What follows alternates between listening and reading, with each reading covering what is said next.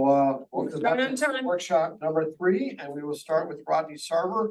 He's on a time deadline here, got a zoning hearing board coming up, so page 34 in your budget book. Rodney, you got the floor.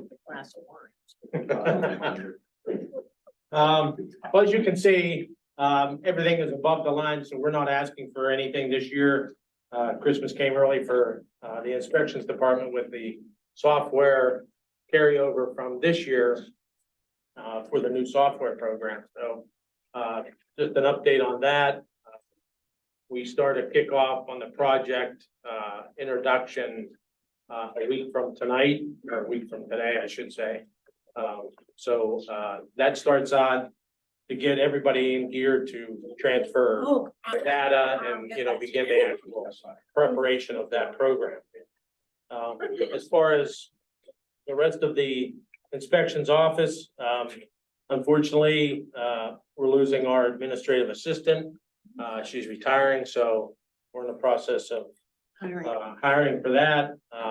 We'll dearly miss her because she does a good job. So I just wanted to thank her for her years of service, at least since I've been here. So as far as permits, looking through the numbers so far to date, we're on track to be over 1,000 permits again this year.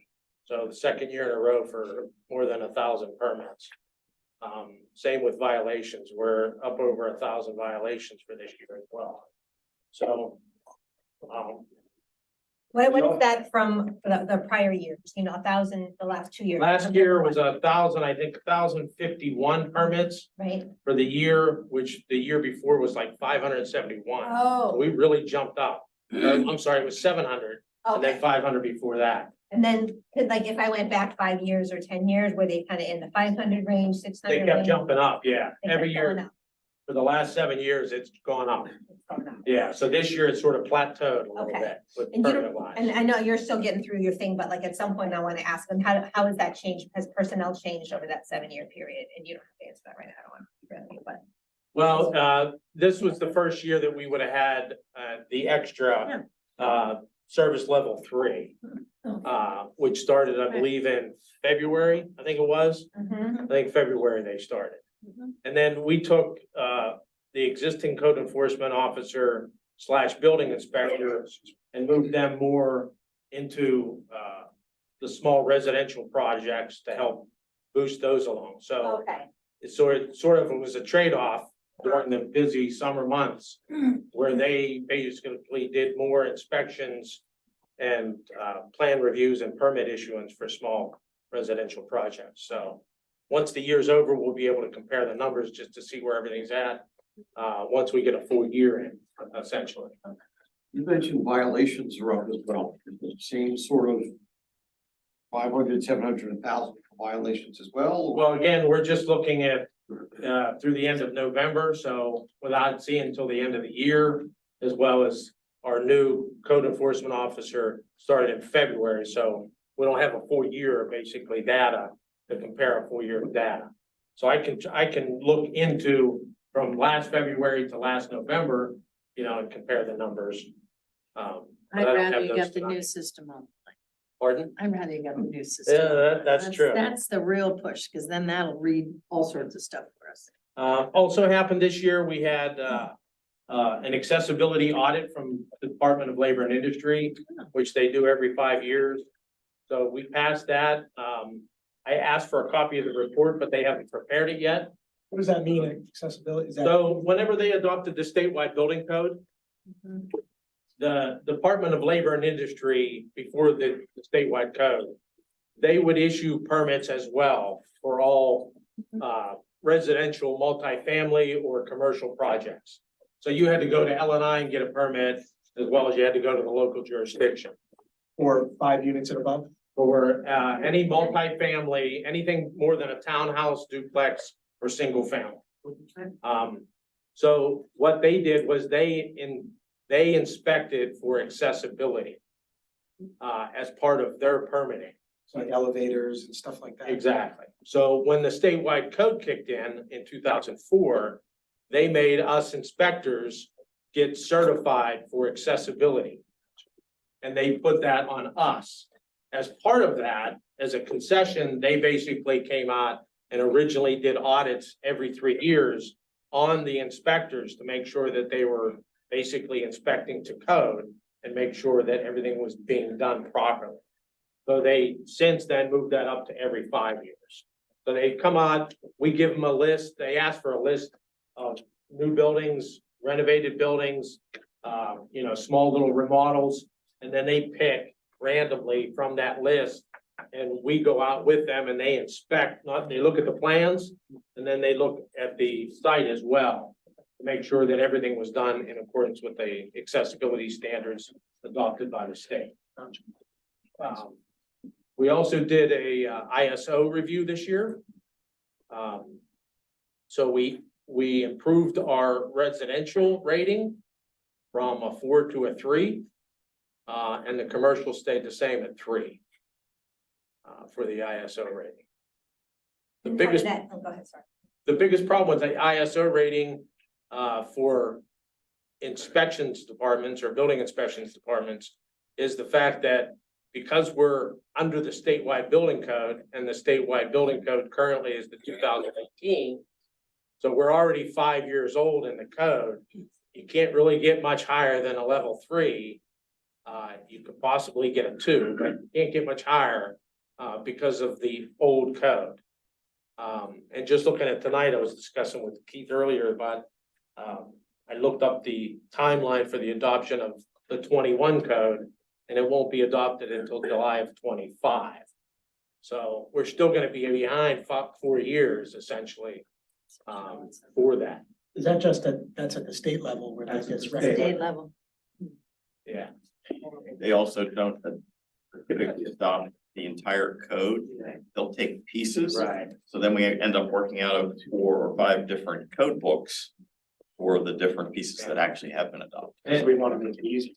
right, and another complicated thing that happened this year too was that the accessibility portion, because Ellen and I controlled it before, they adopted it no matter what every 3 years when the new code came on. So it was only a year behind. So the Pennsylvania, they had a court case this year. The Builders Association went after the Department of Labor and Industry and they won the case. So we went from originally a 21 accessibility code back down to the 18 accessibility code. So we went backwards for accessibility this year. Oh, that's easy, because, So, well, all Yeah, right. It only is Right, the right sequence of it's now. 18, it's all 21, it's all. Builders Association. right. Okay. All right, does commission have any other questions for Rodney? Oh, Right, well, thanks for coming. Okay. Thank you. thanks, Rodney. All right, next on the agenda is the fire department. Page 150 in your binder book. Chief, great number there. Apparently they don't see this much stuff very often. No. No, I know. Somebody I else. will walk it. As you get older, you just don't feel like it as much. That's great. Hey, well, thank you very much for the opportunity to be here. I don't have a whole heck of a lot. Our budget's up 3% over 2023. I think when you consider wages make up 82% of that, the volunteer appropriation makes up 10, and utilities and hydrant rental make up 3. That's about 5% of discretionary spending. That's up 2.5% or about $7,100. Really nothing. We always try to be generally conservative, and in those areas and line items where you might see some increases, we try to offset them in other areas with items that we really need to purchase. I guess just some highlights. This is going to be our busiest year ever. As of today, when we started the day, we were at 2,006 runs. Only one other time in our history have we been over 2,000 calls. So I'm guessing one the year about 2,200. We did take on this year, starting running all E0 and E1 high priority medical calls. Merck's does a fantastic job, but I think we know that the EMS system is overwhelmed. The baby boomers are getting older and there's more of them. And there's just such a demand for emergency medical services. So I think that's been a very valuable service to our residents. There are times either when there's a mutual aid ambulance coming from another community, Or, what we find in a fair number of cases is that, the ambulance is just clearing hospital. It could be clearing St. Clair, it could be clearing Mercy, and we're able to get there 4, 5, 6 minutes ahead of them sometimes. I think we take some stress off the cops who were generally there before and don't have nearly as much medical training and are able to fill a pretty substantial gap and assist, what they provide. So can you back me up there? So usually the tends to be the police that shows up first because they're out. Because they're out, so Already. they're usually getting there first. Yeah, there's You know, vehicles are. And then if they had to wait a vehicles are long there. time, I think there was a level of stress there. Yes, you and know, so then- especially with our young cops. Yeah, of course, yeah, that's their And- primary training, and then you guys are typically there next. And it's been very helpful too, from the standpoint, you know, a cardiac arrest, it takes a lot of people to, so they would call us anyways and there was a delay. And we are the keepers of all the keys to all the buildings.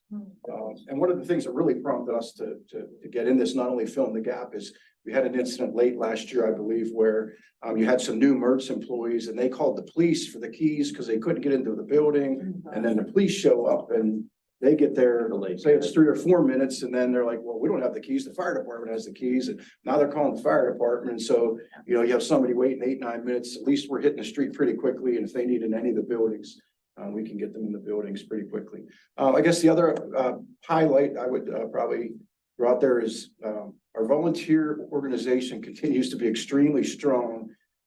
It's amazing with what's going on in volunteerism in the fire service in Pennsylvania. Everybody's struggling, but we brought on 7 new recruits last year. That's gonna, they're taking their firefighter 1 test tomorrow. This weekend. Saturday. Yeah. So, they'll be ready to hit the street pretty soon. And right now we're processing 8 applications. So that's probably gonna bring us to full capacity for volunteers. What really makes it full capacity is I think we have 50 gear lockers. We're gonna have 50 volunteers with gear. Wow. And I guess it's a really good problem to have, but somebody's doing something right. Nice. Credit to Steve Norbosch, one of our lieutenants, who really goes out to a lot of events and tries to get people and talks to them and says, hey, come to the Citizens Fire Academy. But we continue to be really successful and we're thankful for We that. just don't want to know if Andrew's application is in. It is, we're considering it. Just- We're thinking about it. We're not sure. It really depends on how well tonight goes. Yeah. As long as we all know that. Son, you're on. Andrew just. Steve was a volunteer before he became a full-time. Yes. Yeah, Dan was probably a volunteer for 5 or 6 years Yeah. before he became a commissioner and then Mhm. got too busy.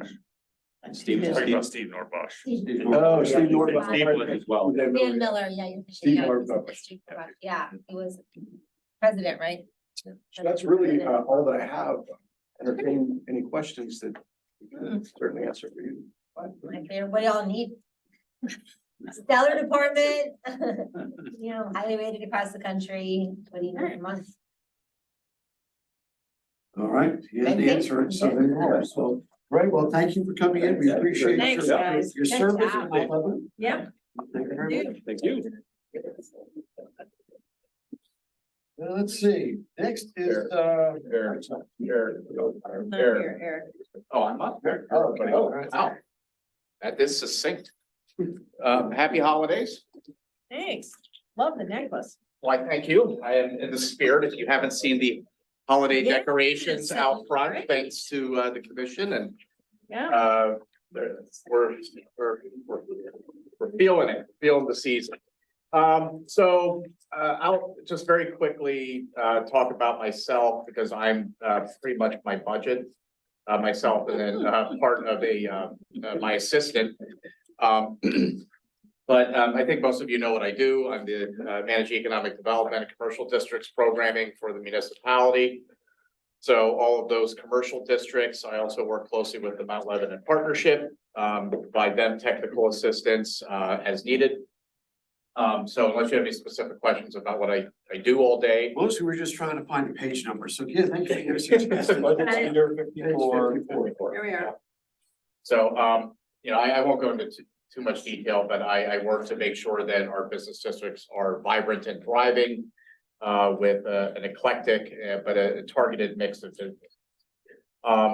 There are two expanded levels in my budget. One is active transportation plan for $80,000. I did a full presentation of that to the commission in October, so, you know, I won't go through that again, but certainly we'll be happy to answer any questions. And then the, excuse me, the additional expanded level is for a facade grant fund. And I'll just briefly articulate a little bit about that. The partnership has wanted to get in front of the commission to discuss the design guidelines that they've recently completed.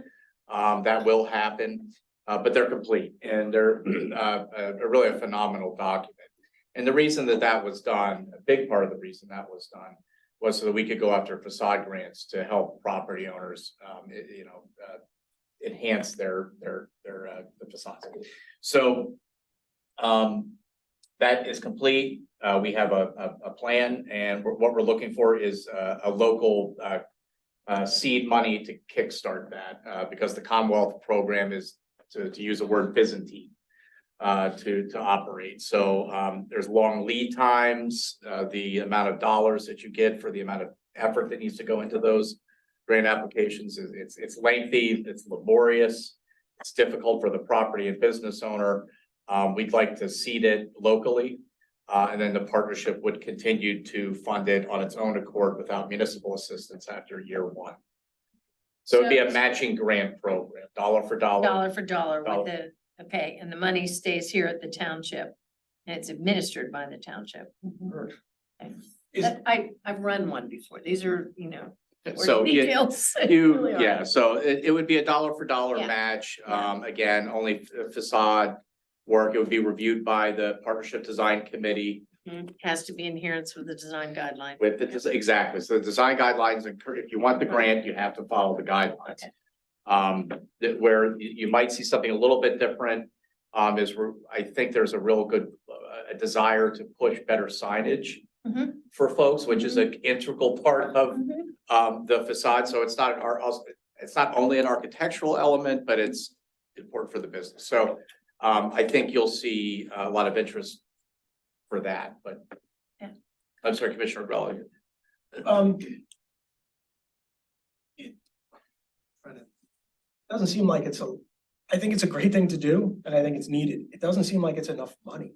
Like, if you look at the Stevenson Williams bill, like, it would be, Well, we've done it twice, not to steal from We have Eric, done it we've done it twice yeah. before. I will tell you that the second time, we struggled to get enough people to take advantage of it. So we expanded it to Beverly Road in order to Mhm. utilize the full grant dollars. The other piece of this, I think sometimes, Craig, is that when you get above a certain project amount, there's a prevailing wage requirement that comes into play. But I'll let Eric speak to the amount is in terms of.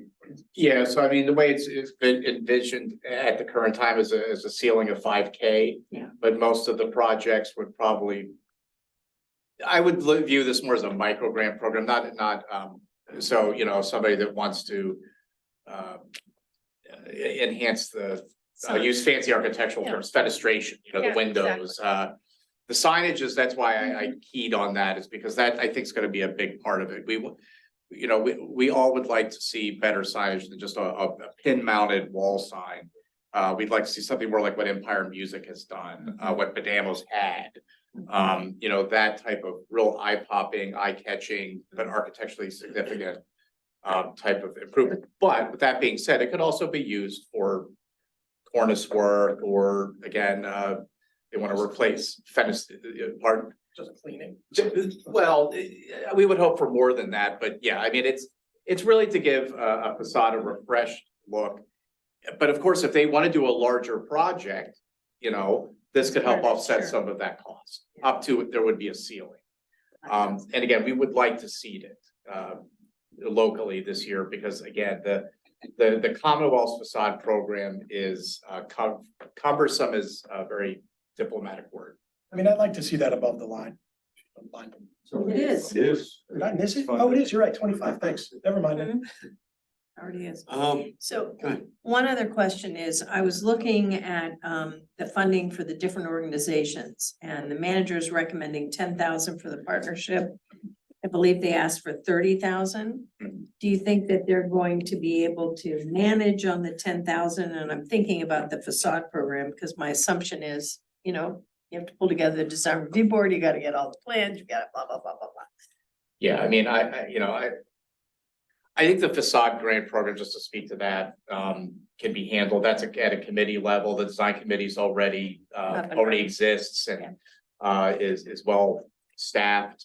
You know, that's a strong committee with good talent on it. And then in terms of administrating that, that would be, I would assume on my end of it as staff, Okay. you know, working with the finance director and whoever else, but so on that end of it, I think it would be good. I don't know if we want to talk about the partnership now as a community organization or dial that in when we schedule for later after, so. But yeah, in terms of, but speaking specifically to the facade grant, I think the 10,000 is sufficient for that particular 25,000. Well, it's Or 25. 25, I'm talking the But it's 10,000. 10,000. No, Yeah. no, for the partnership, No, but I was asking him directly if the 10,000 is gonna be For the partnership. It's a good question. We'll be covering that now or later, so thank you for asking the question. no, but How do we understand the scope of the need on the street? Right, I mean, I think for me, it's, you know, a $5,000 grant is nice. But a $100,000, 2% loan would be amazing. Right, but I don't know. You're talking about two different parties. I mean, he's really talking about appealing to the merchants who are leaseholders in buildings that are held by not all that many different landlords on the street. So I think this is appropriate for what you're doing. I think if you really want to get into the landlords, that And will that- take more than this, but I'm not sure the money is what Yeah, landlords these- need. And I would, the commissioner is correct. I mean, this is really more targeted at the mercantile class, if you will. So, you know, the Bows and Bones that just opened, and, you know, she prefer to see, she wants to get signage, and what they'll often do is they'll look at what the sign is, and they'll go for the cheapest option, which is Right. not the best option Right. for the look and feel of the street. It doesn't reflect the quality of her business, Mhm. and it doesn't reflect the quality of the commercial district. So this is the carrot to get her the signage that matches the district and her business. For a larger project, there are other programs that could potentially be tapped into at the Commonwealth.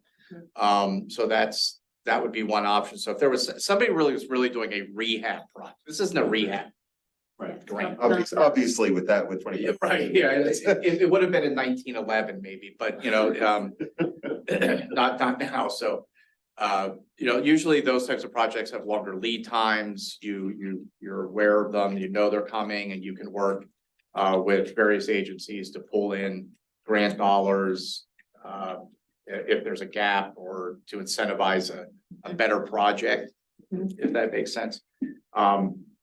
New construction is a whole different element. This facade grant would not touch that. This is really for a refresh of a facade, and again, signage. Yeah, I was thinking along the lines of where you're going, because if you read the comments that have come in so far on the comprehensive plan, there's a lot of confusion around what we intend for quote unquote density. And I think one of the main areas that, at least the spirit of which we've talked about, more dense areas, uptown, commercial areas. And I don't remember who said it, if it was Ann or not, the relatively small number of owners that own the properties uptown.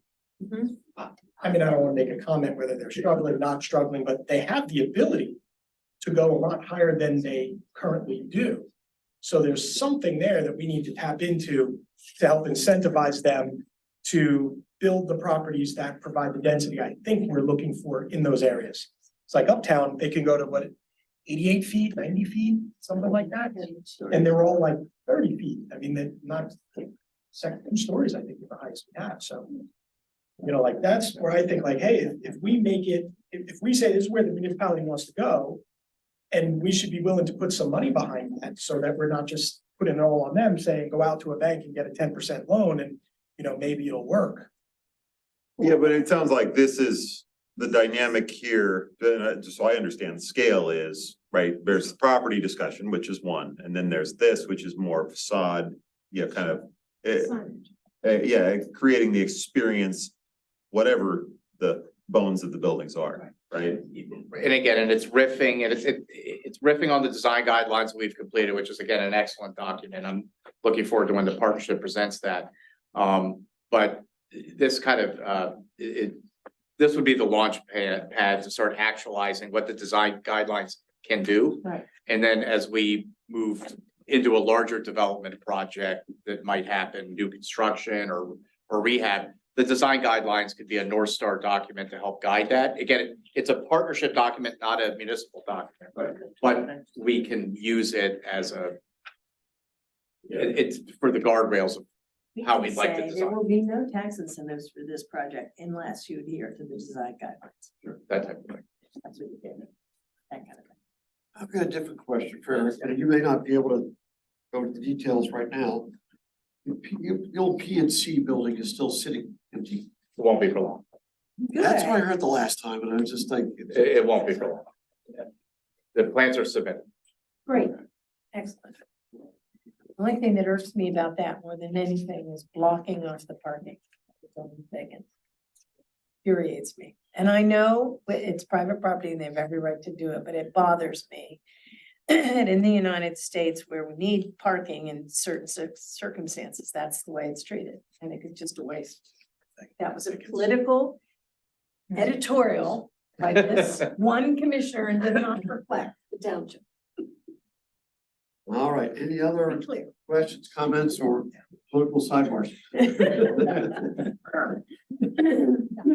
And of course, if you have any other questions, I'm always. Yes, Jeff is here. He would agree with me on that. See? Eric, I imagine we see you. Yeah.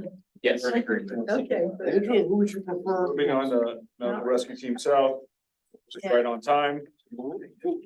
Page 72, binder page 156. Page 72 in your binder, okay? Second, check here. How are you? Yeah, 156.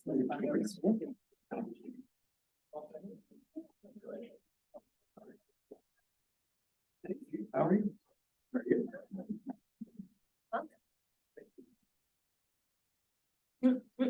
So, put it on the right page, all right. Oh, no, tell me. Let's see. 156, the bind book. All right, please. Yeah, so thank you all for having me here tonight to discuss our budget request. This year's request is about 8% increase from last year due to a clerical error that was fixed and absorbed through the authority. That money really just goes towards two things. So we have a general fund expenditure that helps with our operating expenses, covers things like payroll, insurance, equipment, supplies, and then we have a capital fund expenditure, which is restricted to the debt service that the authority carries for various items, ambulances being the main one, but also building maintenance that we've used some debt service for, as well as debt service that we've used to maintain certain vehicles throughout the year. So I'm happy to answer any questions on those two items. I've provided the 2022 annual report. There'll be one coming out for this year in January. And I'll make sure to get that to Manager McGill to share with you all. 44%, it looks like, of all calls by municipality. Yeah, so Mount Lebanon is our highest volume. Part of that volume, a significant portion of that volume is the nursing homes in the area. So our, there's 7 nursing homes. There are 7 nursing homes in Mount Lebanon. Also large part of that call volume comes from Asbury Heights.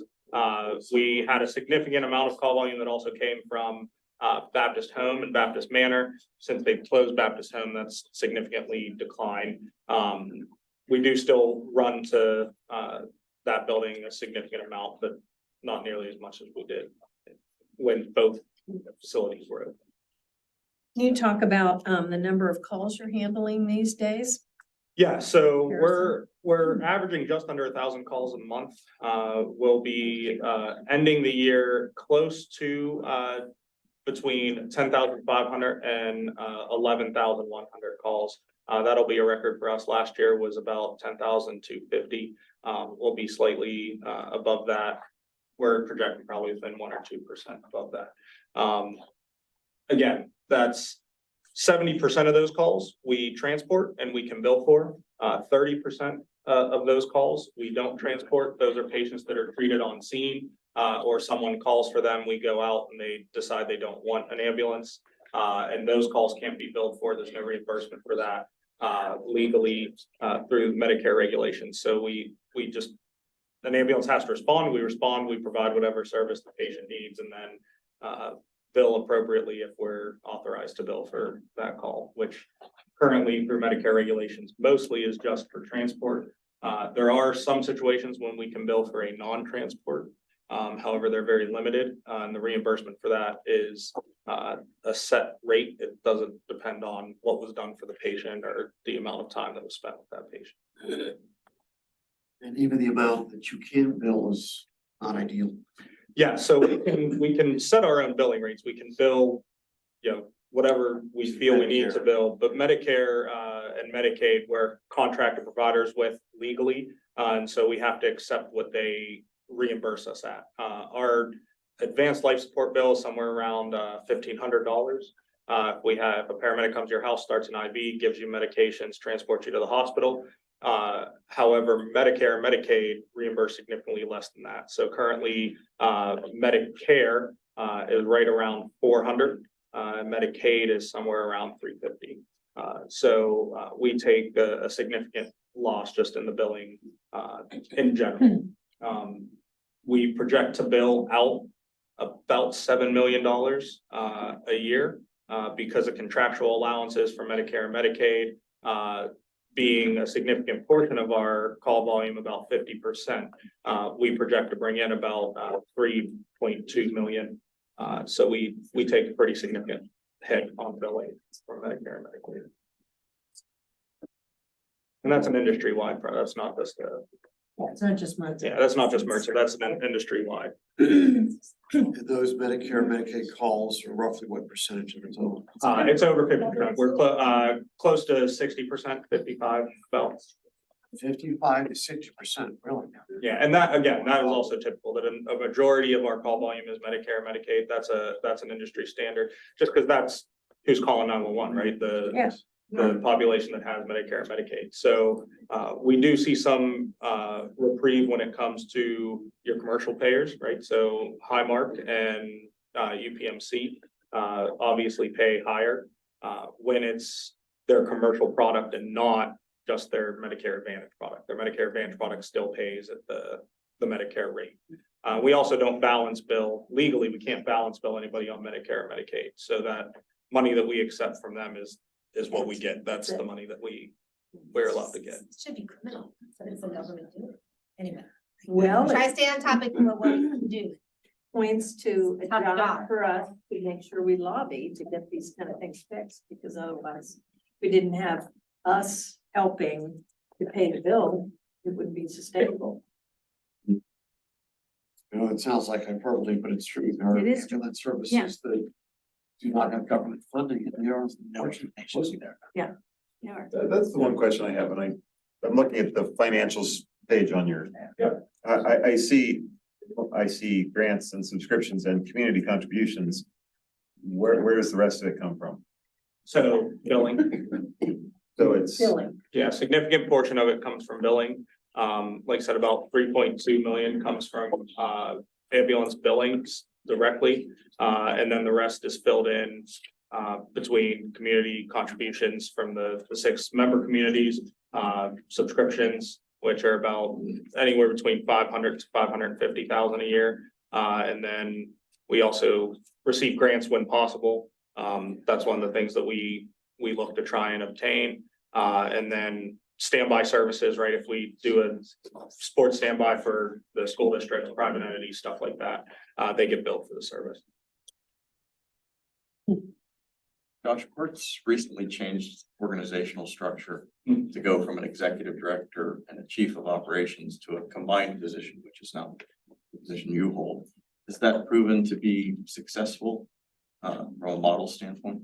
Yeah, from a model standpoint, I believe it's proven to have been successful. I'll let the board speak for speak for whether they believe it was successful or not. But I do believe it's been successful. And that's the model that's used more as the industry standards, to have the chief and the executive director's positions merged. Just from a ease of operation standpoint.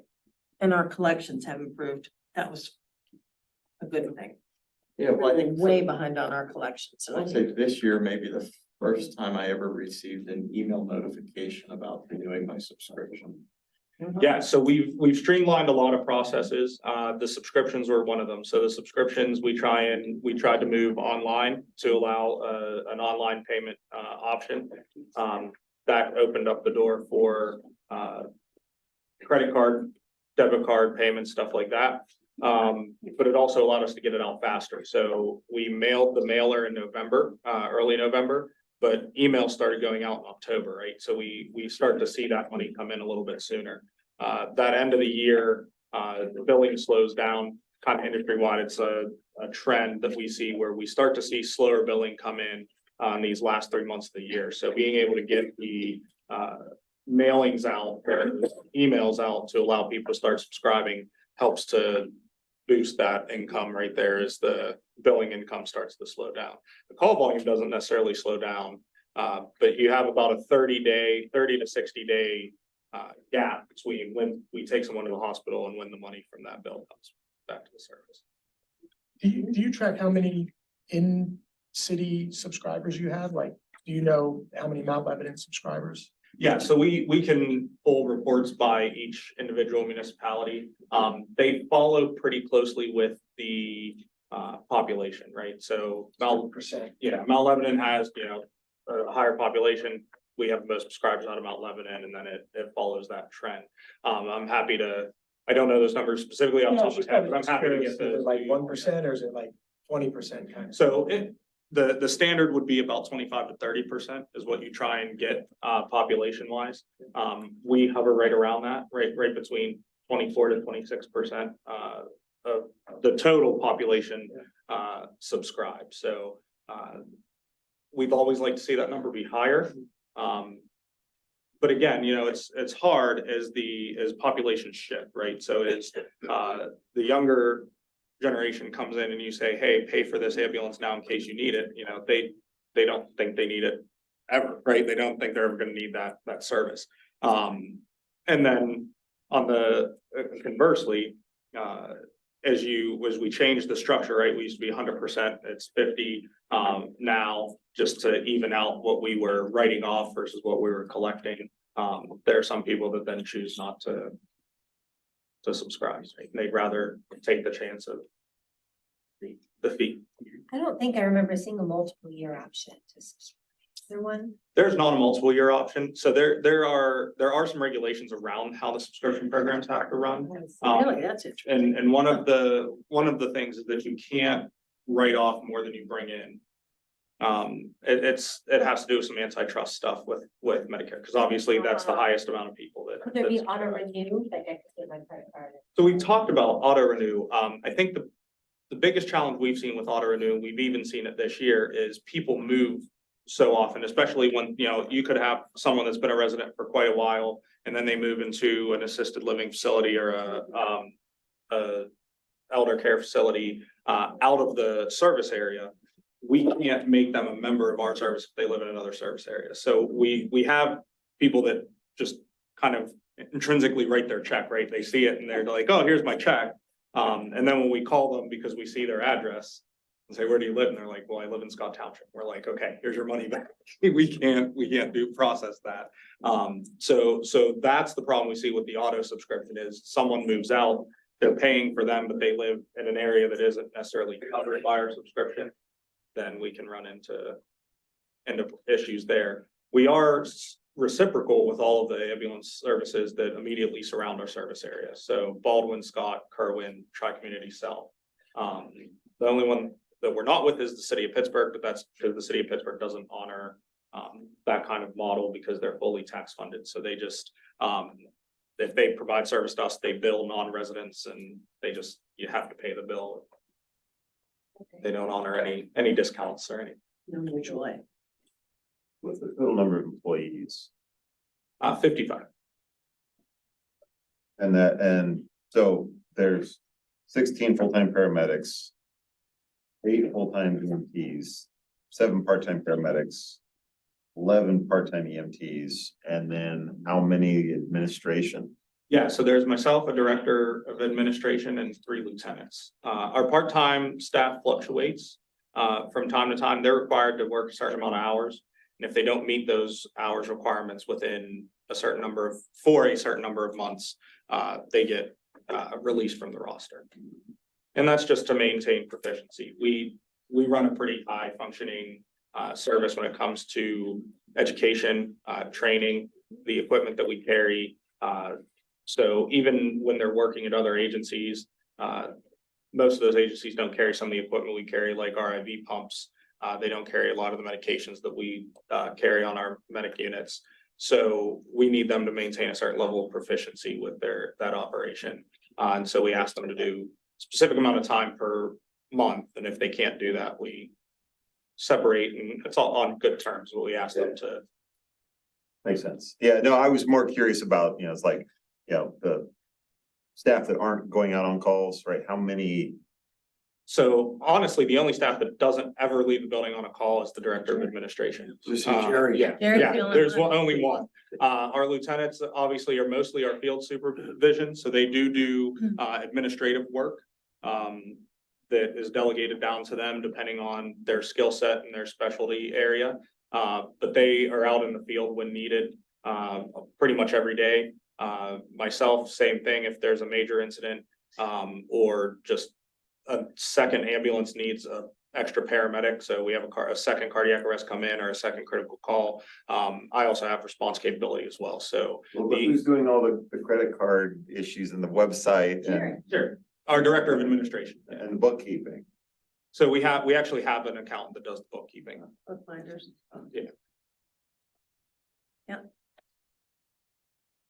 Any other? Run. Yeah.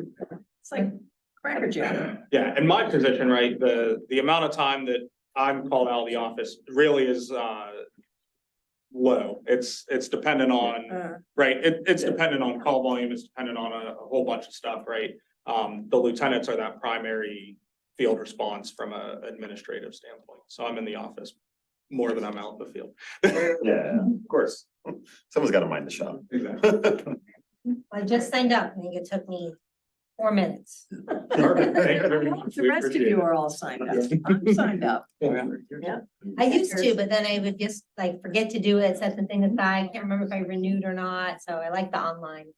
And that's why we like the email, right? Yeah. Because it's a little extra reminders. A lot of people unfortunately discard that Yeah. initial one, and then the second mailer is kind of what prompts them. The emails have been successful. We have had reports that they go into spam folders because it does come from a group email. So sometimes we do get people that call us asking where their email was, and when we tell them to check their spam folder.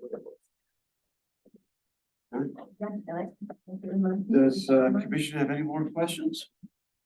Ann and I hear this all the time because we're on the board, so. Yeah, you keep us well informed though. Want to make sure the Comment. rest of the commission has a chance to ask their questions. Thank you. So, all right. All right, well, thank you, Great Chief. work. Thank you very for much. coming. Thanks. Appreciate it. Thanks very much, Chief. Andrew, who's next? Outreach, Okay. right on schedule. Wait, aren't there some rules about former commissioners lobbying or something? Yeah, they're on. See, it's. Welcome, former Commissioner Steve McLean. They're on. Actually, I have my text strand of him recruiting him back in 2021. I know, that was quite a coup. It's been an effort, and it was the right time. Yes, so. That's good. I'm just gonna Appreciate you pass coming back. Oh, Sure, no, it's, around there. Yeah. Thanks. How are you? Good, how are you? I'm doing all right, thank you.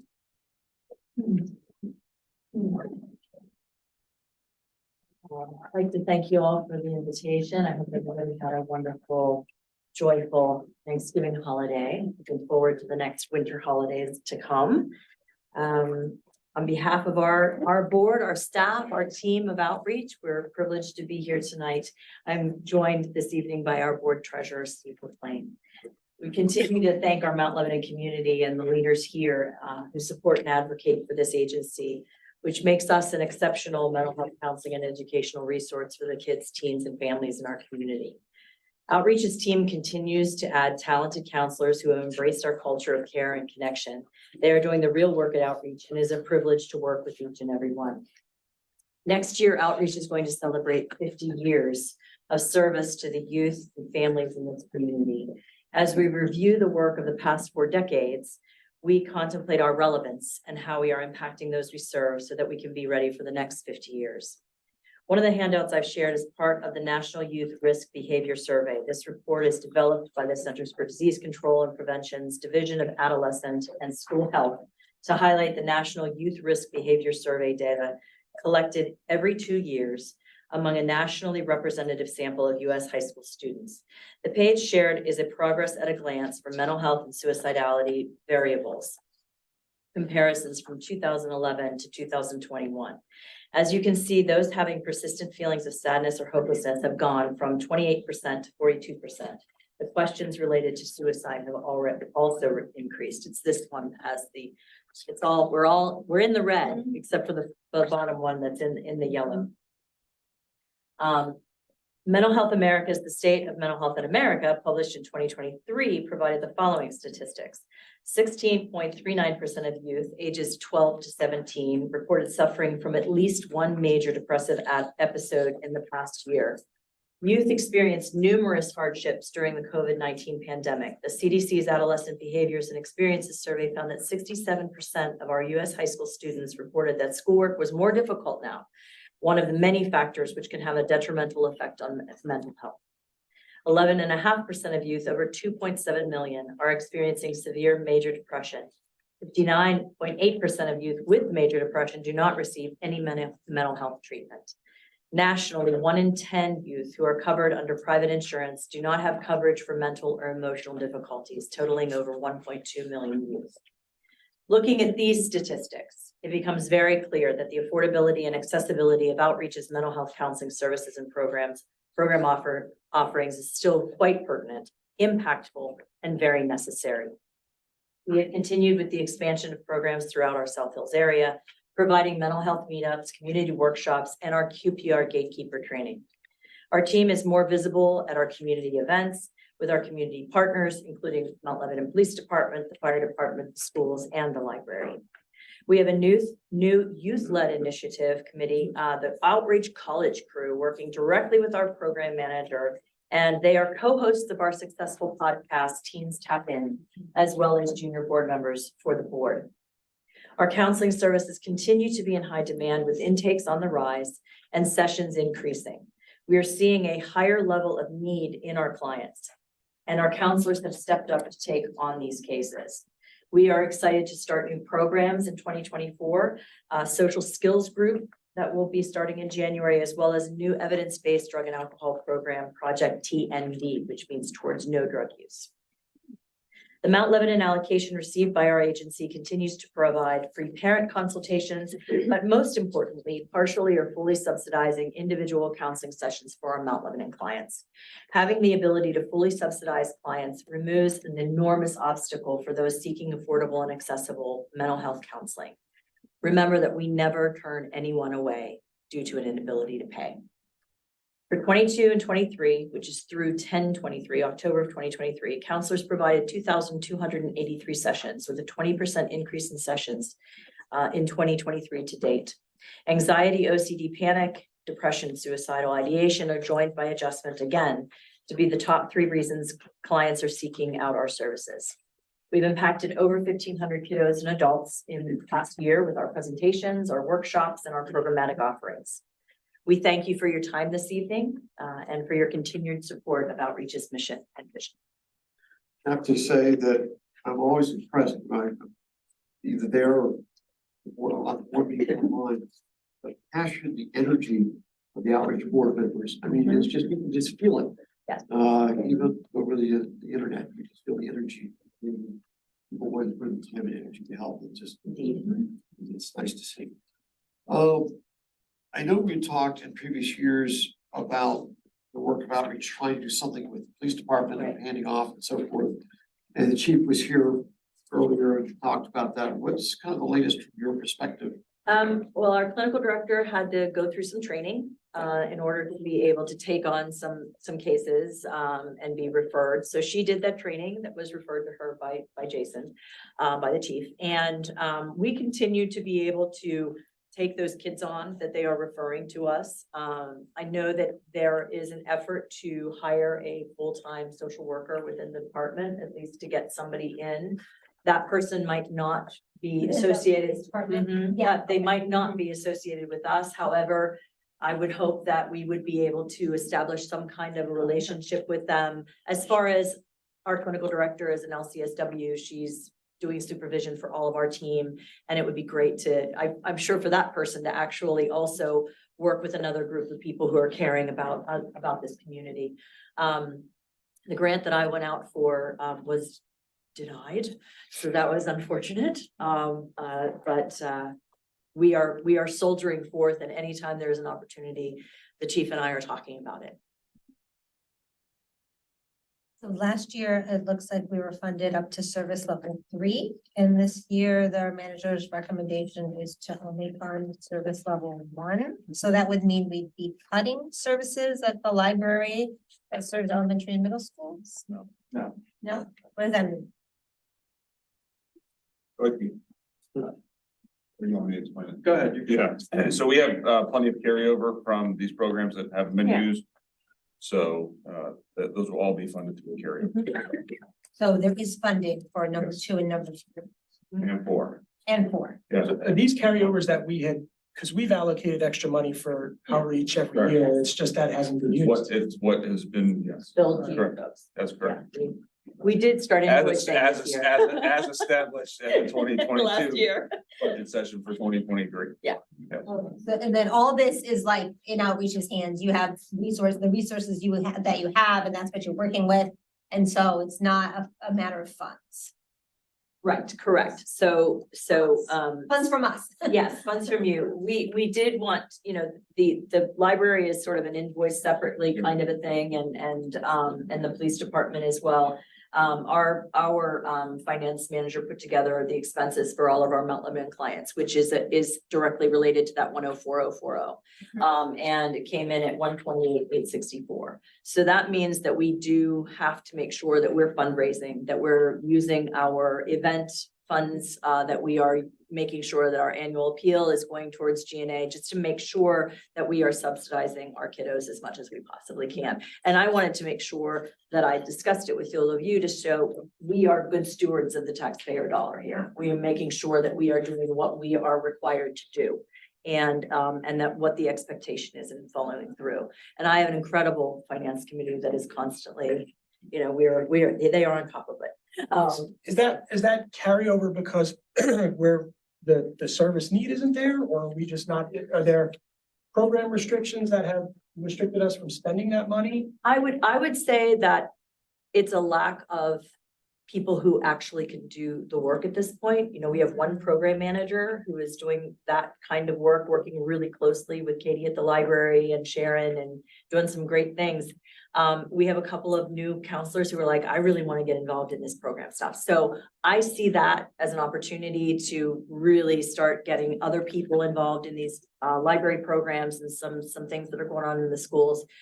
So it's not a lack of need, actually, Craig. It's more about our ability to fulfill those expectations. And I think that we now have some really younger, really excited people to be involved in this, and they are looking forward to being involved in programs. Yeah, I was just talking to Josh about it out while we were waiting. We hired 2 new people in August.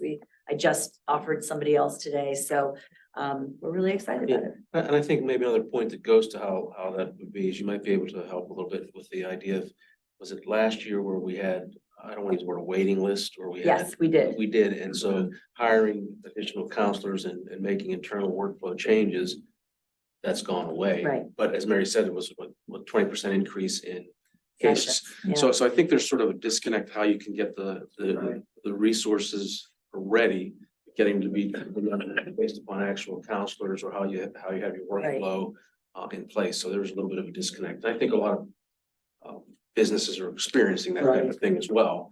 But there's no question that the need's present and that, you know, just from being on the board for a little more than a year and a half, the professionalism and the idea to look much larger at what outreach can be, and Mount Lebanon being a leader, a part of that is really, I think, to what Steve's saying, where he sees the excitement on the board, because the idea that no longer is some of these South Coast communities, it can be Southwest Pennsylvania. Wow.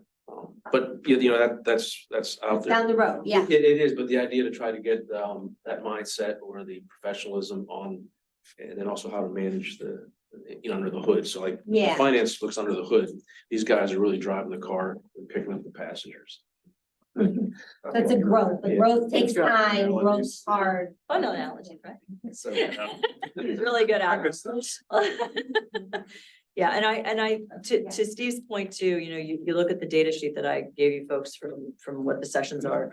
That's another part of it is we have kids that are, the average amount of sessions that they're coming to see us is 10, where it used to be 6. So you have counselors who are seeing kids longer for longer periods of time. So I have to give a huge shout out to my team. Our program manager, Maggie Zangara, has been doing yeoman's work, doing an amazing job. Our clinical director, Caitlin Campbell, who came on last September, has been just professionalizing everything and has really created an incredible team.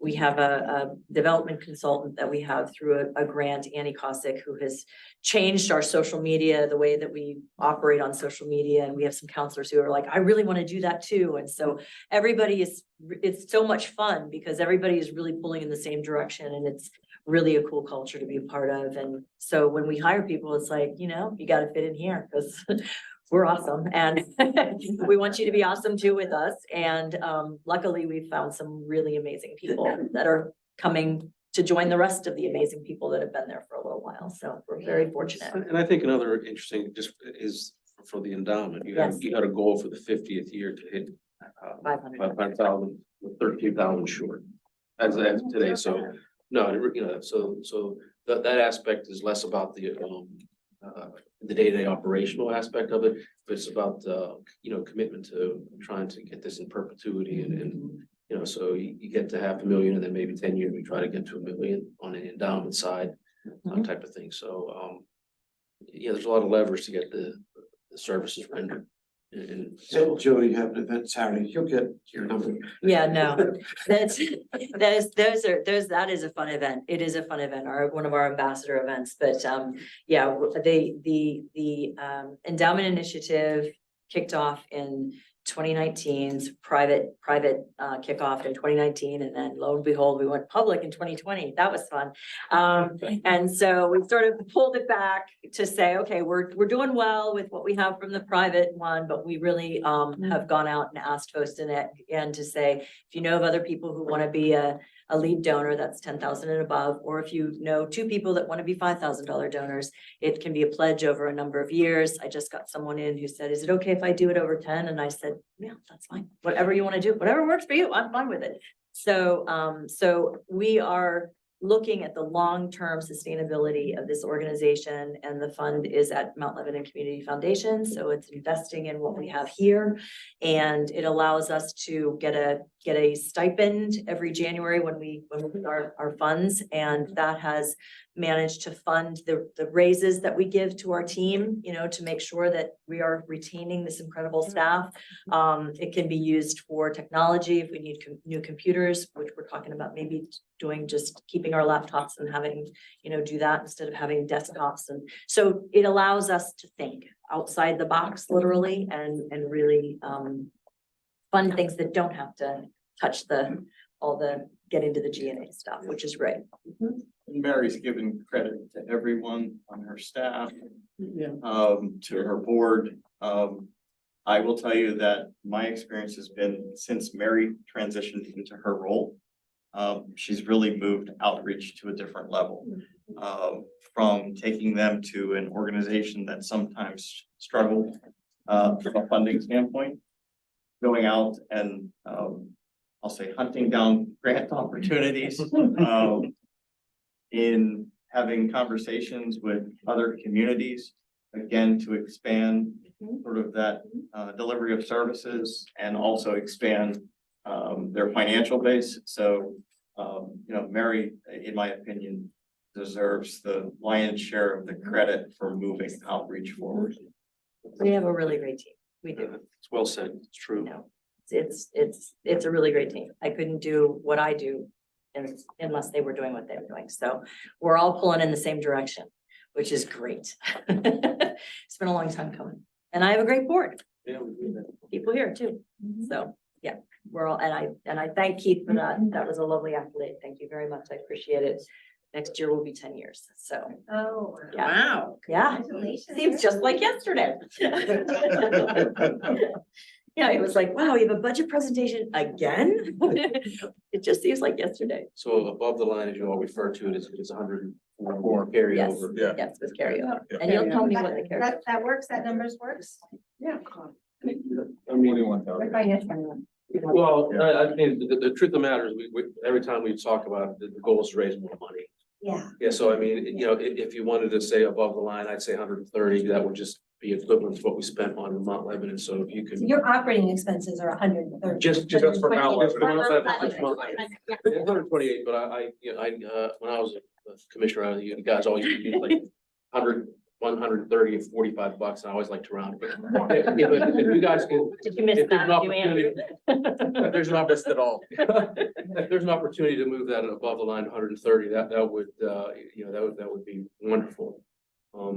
So, that would be something for you all to consider when you do your pluses and minuses. Yeah, I'll flag that. So an extra 25,000 or 26,000 to get, But yeah. to get us to 130 total. And then Does extra. that work? 26, it'll put them $40 over, it'll screw everything. Right. Right. You're talking about, 5,000 in, what you're talking about that is base funding, not the extra Correct. program funding. Right. That's right. That's correct, Right. not an extra programming so that we change. Andrew, when we look at the like, you said we've got this in carryovers. Yes. Would we normally put that into your spreadsheet and say whether we do the carryover or not? Yeah. You can, you really haven't said not to carry something over, Right, but that's what I'm yes, saying. there's a list prepared and ready for you At the next meeting, Yes. whenever you're ready. I love those carryovers. It's my favorite topic. I think that all. Simple carryovers. It is right there. Nice to meet you. Wow. It's right here for you. So, Maybe. Oh, yeah, it's my favorite one. It's ready when you're ready. Yeah, 4th Street. In years past, Yeah, you we had carried a large amount for Other- new crosswalks, right? In Right. certain areas. And after about 3 years, it became apparent that that money was really probably not going to be utilized. So we've either reallocated it to something else, and in some cases for other items, we've reduced the amount that has been carried over so that we could then again reallocate it for something else. So. Right. so does the commission have any more questions? Nope. Okay. Thank you. very much. Thank you all so much. It's lovely to see you. Thank you. Have a good See you day. next year, Steve. I guess we have spring again this weekend. And rain 54, 16. Okay. Fun. Thanks again, guys. All right, we're on library, stay on the same page you're on.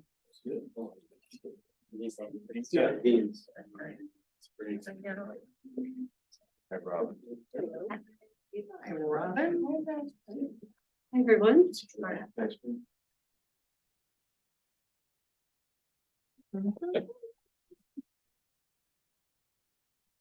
We're ready for yours. Excuse my voice, I'm getting over a bad cold, so. Oh, sorry. Good evening. For the audience at home, my name is Robin Vitek, Mount Lebanon Public Library Director. I apologize that my board treasurer, Marcia Taylor, is unable to attend this evening. She's in Charleston on vacation. Just in case you wanted to. Driving back as we speak. I did not consider her time slot for her vacation. I mean, really, right? Come on. Have to rat her out once. in a while. Okay, I'm trying to be formal here. Good luck. Same service line as last year. We're good. All right, then, thank you very much. Now, let me do my thing. I wrote a like Nick and Okay, cool. Okay. First, let me express our gratitude for the generous and stable support this municipality has always provided for our library. The results of the recent comprehensive plan survey revealed that 92% of the respondents have a library card. Our strong and steady usage patterns, number of volunteers, and the number of individual donors for our annual appeal, Love Your Library Month, that kind of thing, supports the fact that Mount Lebanon residents love their library. Libraries in the Commonwealth are currently in an uncertain position with funding. The distribution language found in the school code in order for libraries to receive their state aid subsidy has not been completed by either body of the General Assembly, and they have 3 days left to work this year. So that means while the numbers have been approved for the amount of funding we're supposed to get from the state next year, we can't actually receive the funding until that language is codified. That's a huge problem for many libraries throughout the Commonwealth. Luckily here, we have not only RAD funding, but very, very strong support in the municipality itself. So a delay in receiving the state funding will be difficult, but it's not going to be a precarious situation for us like it is for so many libraries.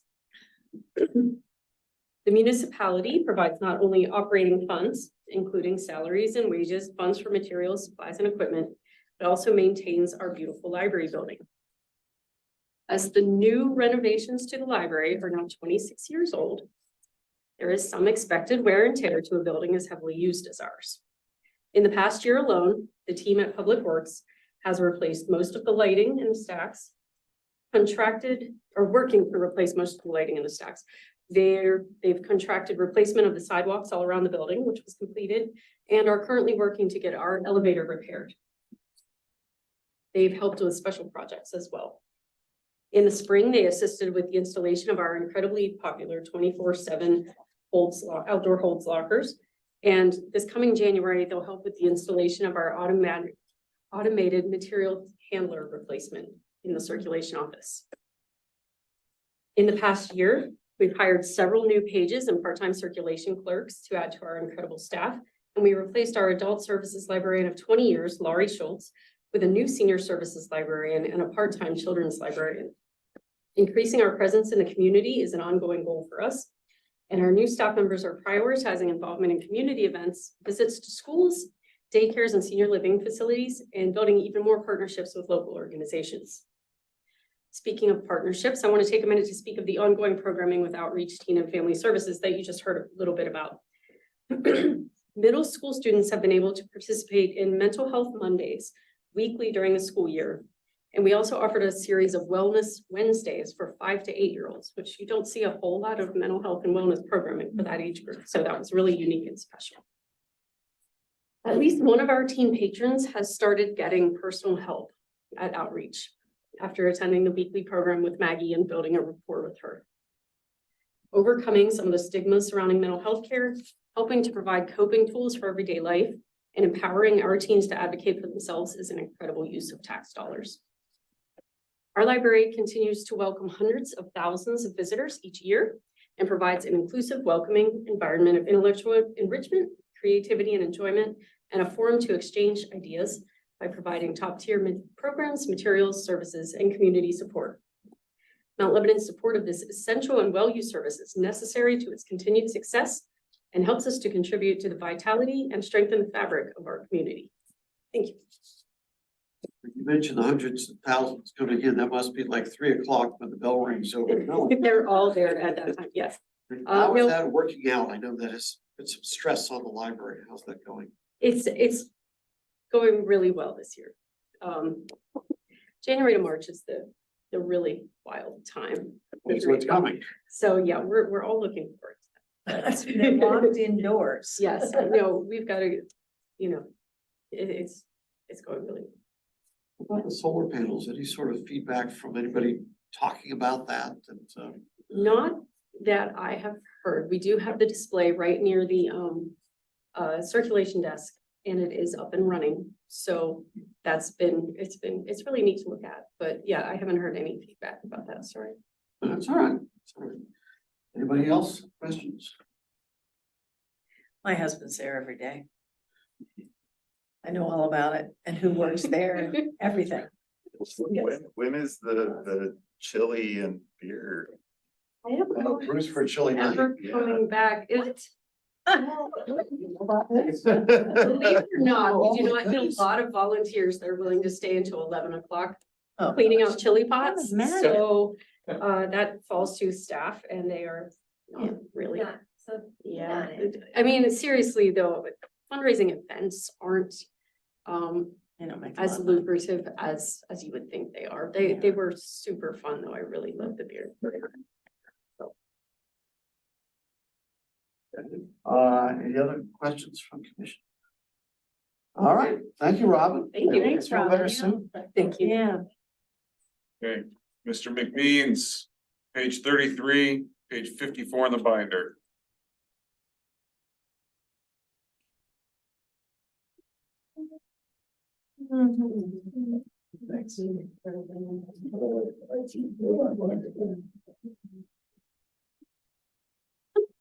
Right. Thank you, commissioners. This is for the planning budget, so we are here to talk about planning. So You get all the excitement in his voice? I know, there's a lot of exciting stuff happening in planning. So just as a quick recap, of some of the things that the planning department has done, there's 2 line items in my budget, so not super complicating at this point in time. But some planning related items are housed within other budgets that we've talked about. We talked about the pending South Garage feasibility study that lives under the Parking Enterprise Fund. Mr. Milliron mentioned the active transportation plan that's housed under his budget as well. So there are a handful of other ones there that are planning related. So just as a brief recap, we completed the Parks Master Plan in 2022. In 2022, we also hired a sustainability coordinator, which is the second service level in our budget.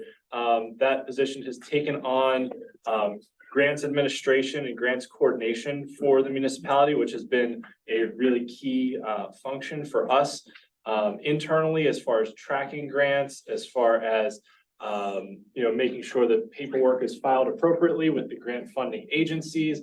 That position's been involved with research, coordinating with Connect's solar research that they've done. I believe we'll probably hear a presentation on the solar research and what's been found through that Connect process with an upcoming discussion session, whether that's December, January, sometime soon. That position has also taken on writing grant applications and brought in over $300,000 in grant funds in the time since we've hired them. And additionally, with the planning department taking over coordination of the capital improvement program, both myself and Greg handled the compiling of that document with some assistance from finance this year, but the plan was for this to be the handoff year, and then we'll be coordinating it moving forward, because that is a key document in collaboration with the comprehensive plan, which has been our major project, started in 2022, nearing completion. The draft of the plan is available for public review on the ascendlebo.com website. The public hearing is scheduled for December 12th, 2023. And we are looking forward to a vote in early 2024 to adopt the plan and help us move forward. We also have the main park site plan and recreation center feasibility study, which began this year and is ongoing. And then looking forward into future years, this page taken out of the comprehensive plan is kind of our plan for planning. So we have a lot of pending things coming down the pike as well, where having the capacity of that second service level in the planning department for me to have some backup is essential, because we have a lot of things coming down the pike. And this is just sort of big plans that are happening. This doesn't include the 2024 biennial report that we have to submit to the commission that's required by the climate resolution the commission passed to report on all the climate initiatives that have been ongoing as well. So there's a lot happening. There's a lot coming with the active transportation plan, the South Garage study next year, wrapping up the comp plan. And then continuing to implement the plans that are done. The Parks Master Plan, we began implementation last year into this year, implementing the comprehensive plan once that's done. And that really lines up very well with the board realignment because the 5 key tenets or areas of the comp plan line up with the 5 realigned advisory boards as well. So we have a lot happening in planning, and I'm continually grateful for the commission's ongoing support of municipal planning initiatives. So I'm happy to answer any questions that the commission might have. Is your zoning ordinance update, is that just kind of your general update, or is that predicated on item number 3 on the planning budget? No staff. Staff capability. Yeah, so item number 3 was something that the commission had said, you know, basically, we want to do a zoning code update in conjunction with the comprehensive plan, because that's always kind of the compendium piece. Given everything that we have going right now in the 2 big plans we have planned for 2024, we don't have staff capacity to do that in 2024. But I wanted to put it in the budget just so the commission would have a sense for, this is something coming down the pike. I don't recommend funding it this year. I'm not asking for it to be funded, but I wanted the commission to have a ballpark idea of what it's probably going to cost when we have to do it. Is it possible to get a copy of that slide? It's in the comp plan document. It's on page. I just wanted to bury it into the budget. Yes, sure. He was just testing you. He wants a glue stick as well. Sure. So, Ian, a couple things. One, since you have this up here and I'm now staring at it. Yes. I don't know where sustainable trail development and active transportation differ. But I'll just leave that for you to consider because they seem to fit together, at least in my mind. The other one is, you mentioned that as we have the service level 2, they're coordinating grants. It would be really interesting to understand our overall collection on grants over time. And has that increased or changed since we have a person focused on it full time or very heavily now, as opposed to everybody chasing them? I'd be interested.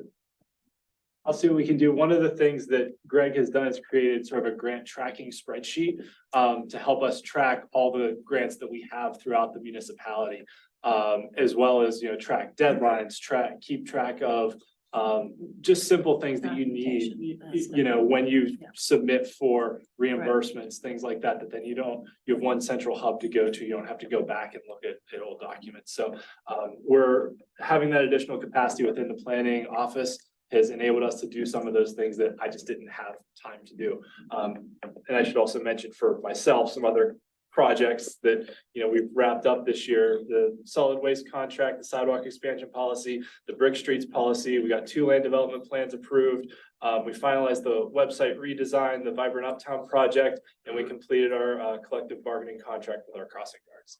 So Quiet year. Don't leave out the tennis center RFP. yes, I've been working on that. That's tomorrow, dude. That's future. Today? Andrew, can you add number 3? I just want to see it in the list against other stuff. I can. Thank you. Anything else for you? Questions? Very busy, but very successful year. They're doing a great job. Great, thank you.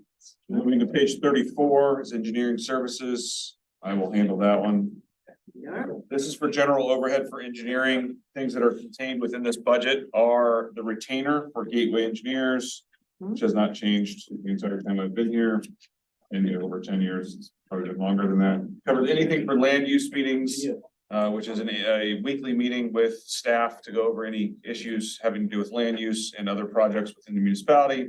Miscellaneous engineering projects also covers policy and special projects that come from the commission. So this would be something like the Brick Street policy or recreation request, or how it started with the fire training facility. Fire training facility started as under this general engineering budget. Once it gained traction, it moved and moves out of the general engineering. This budget did increase this year $7,000. That's due to pending litigations that are sitting out there. Not really project specific. There's been some litigation engineering that's been needed. So we're increasing that budget $7,000 this year.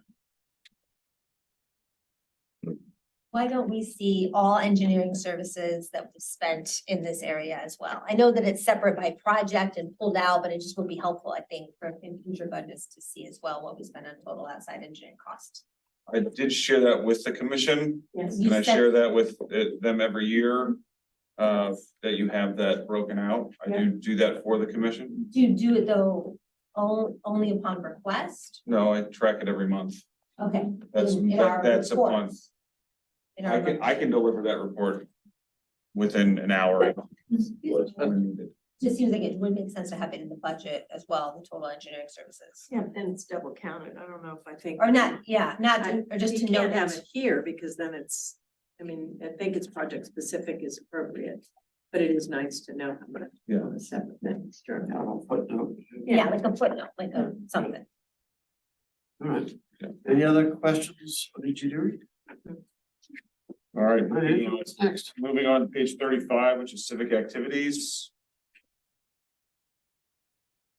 These are things that are.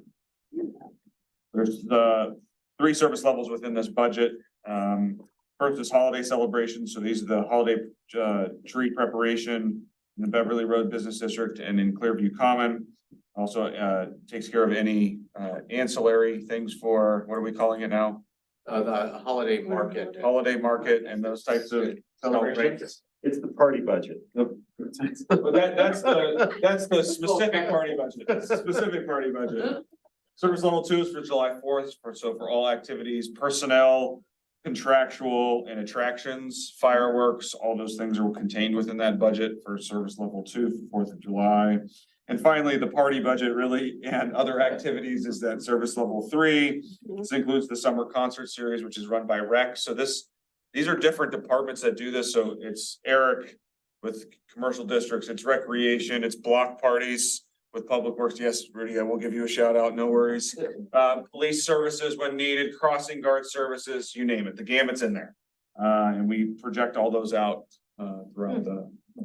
Why is this one jumped from 90,000 to 155,000? Last year. Yeah, what was it? What- It's sitting out on Washington Road right now. You can go see all the beautiful lights in Uptown. So that was last year.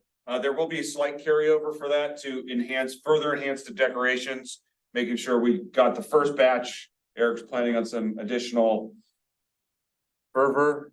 I don't know what you want to do. It's wrapped, so what's happening is, it's like, imagine it like a present. Yes. It's Under coming. a tree. Yes. So, but no, the initial seed funding for getting the poles, and the decor along Washington Road, was last year. We'll have some slight carryover for that. Eric has requested that to move forward next So year. The real question is, it went from 22 to 24, from 90 to 115, Yes, essentially. yes, 90 to 115. Because we're taking out the holiday decorations. So that's just general cost increases for those items or what? That's correct. Not that much of an increase, really. Man-hour increases and. Because of contractual increases in the salaries. Of the wages. Any other questions on this? All right, what's next? I think break is, we're at 7:30, we're at an hour and a half. We'll come back and do capital. We can move forward as fast or as slow as you want from there. So we'll. Let's talk about partnership and stuff, is that, it was. That's it, as needed. Oh, That's never a slotted. If you'd like to talk about anything considering the partnership village or historical society, we can. No, I remember going through them in last year's. Because there were specific requests. There's a And specific page presentations. on it. We don't do the presentations anymore. If there's any specific questions, we can take those down. And some of these fell below the line. Yeah, You let's read do them. I mean, after break, let's, Okay, we'll come back and do that. or if you want, whatever you guys want. Or president, I don't care. So 116, so. I'm just gonna come back and do those after. We can do those I after. think we'll do it No, now, it's then 5 we minutes. just go right to capital. All right, so we're going to page 56 or 116 in your binder. Okay. Took me to this deep into what page should be. I did that for you. I And know. it just took you now to figure that out, 12 hours in? We kept probably on page 56. I'm like, I'm looking for page 116, so I kept one. 56 is for those following along at home with their own Two copy. different page numbers, there you go. But thank you for trying. I appreciate your try. I'm not doing it for you next year. I'm just not doing it. I didn't do what- I did it for you. And And that's the said response I appreciate get. it. What I. Record show, I said, I appreciate that. I appreciate the effort. Twice. It was a sarcastic comment. Yes, it was. I heard that. I mean, I think everybody was enthusiastic. It was dripping off of there. I don't know about you. All right, moving on. Page 56 for those at home, page 116 for Mr. Silverman only. There's 3 service levels that have been funded this year. Per the manager's recommended budget. Service level 1, the required RAD payment. This is for the, we're required to pay of our RAD received funds for the sales tax. Yeah. We're required to pay 25% over the increase we got from the prior year. So we pay 25% of that to a qualified organization. We typically pay that either to MRTSA Oh, and use that as part of our community appropriation sure. and SHACOG. Those are Okay. I couldn't figure what that was. when I was That's what reading that it. is. So we're required per the Okay. sales tax that we received, any increase from prior year, we get that calculation. Right. That is calculated actually by SHACOG to say, hey, why don't you pay that to us? We don't always pay all of it to them. But those are our 2 primary organizations we funnel that money to. Okay. Okay. Second is Mount Lebanon Partnership, that is funded at 10,000. That they're requested is 30,000 for the year. And the Historical Society, which is service level 3, is funded at the 7,500 request. Eric, does anybody know what partnership would do with the other 20 if they had it? They have a very detailed list. I will say that they have added capacity to the organization by bringing on it. Executive director. Yeah, so they brought an executive director, part-time executive director on to add capacity to the organization. I will say that she has been a phenomenal asset to them and to me. Because she is taking on a lot of the things that I had done. So that there's that, but you know, they have a very robust calendar.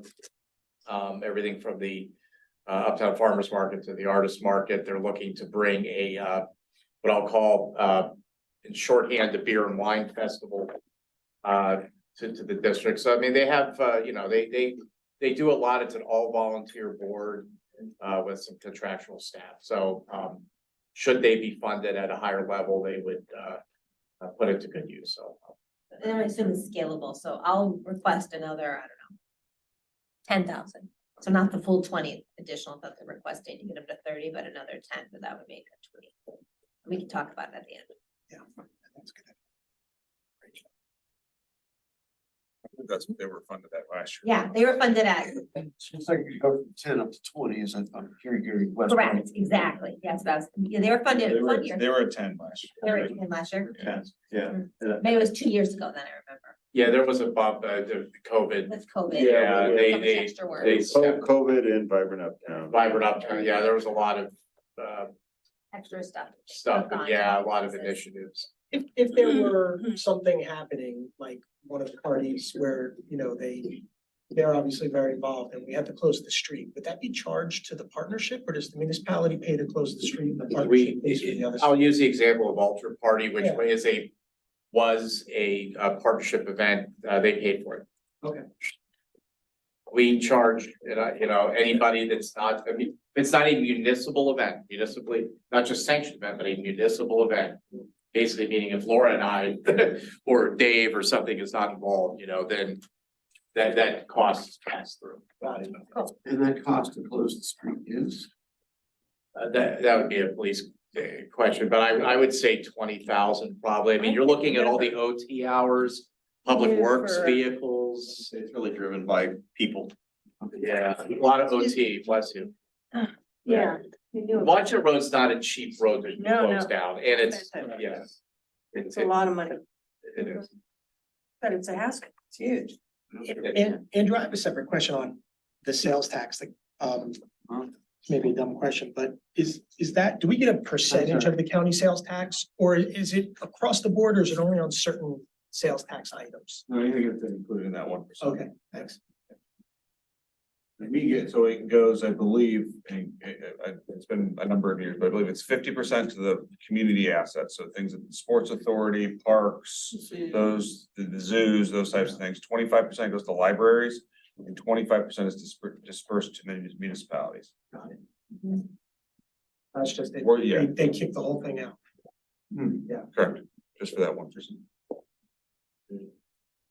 Lebanon Village, is that I not? was gonna just mention the Historical Society that. Oh, go ahead. No, go ahead. That, Sorry. as I hope the commission pleased with that request. That's the third item here. Yeah, it's funded, Uh, right? So- That, yeah, above the line, hope it stays there. I think they're doing great work. Mhm. I mean, And they maintain the building, which we own, so I think that's important. They do maintain it. They have a lease purchase agreement, so at some point in time. Do they? That's interesting, because I was looking at their financials and saw that they paid 8,000 in rent and got 7,500 from us, and I thought, interesting, so.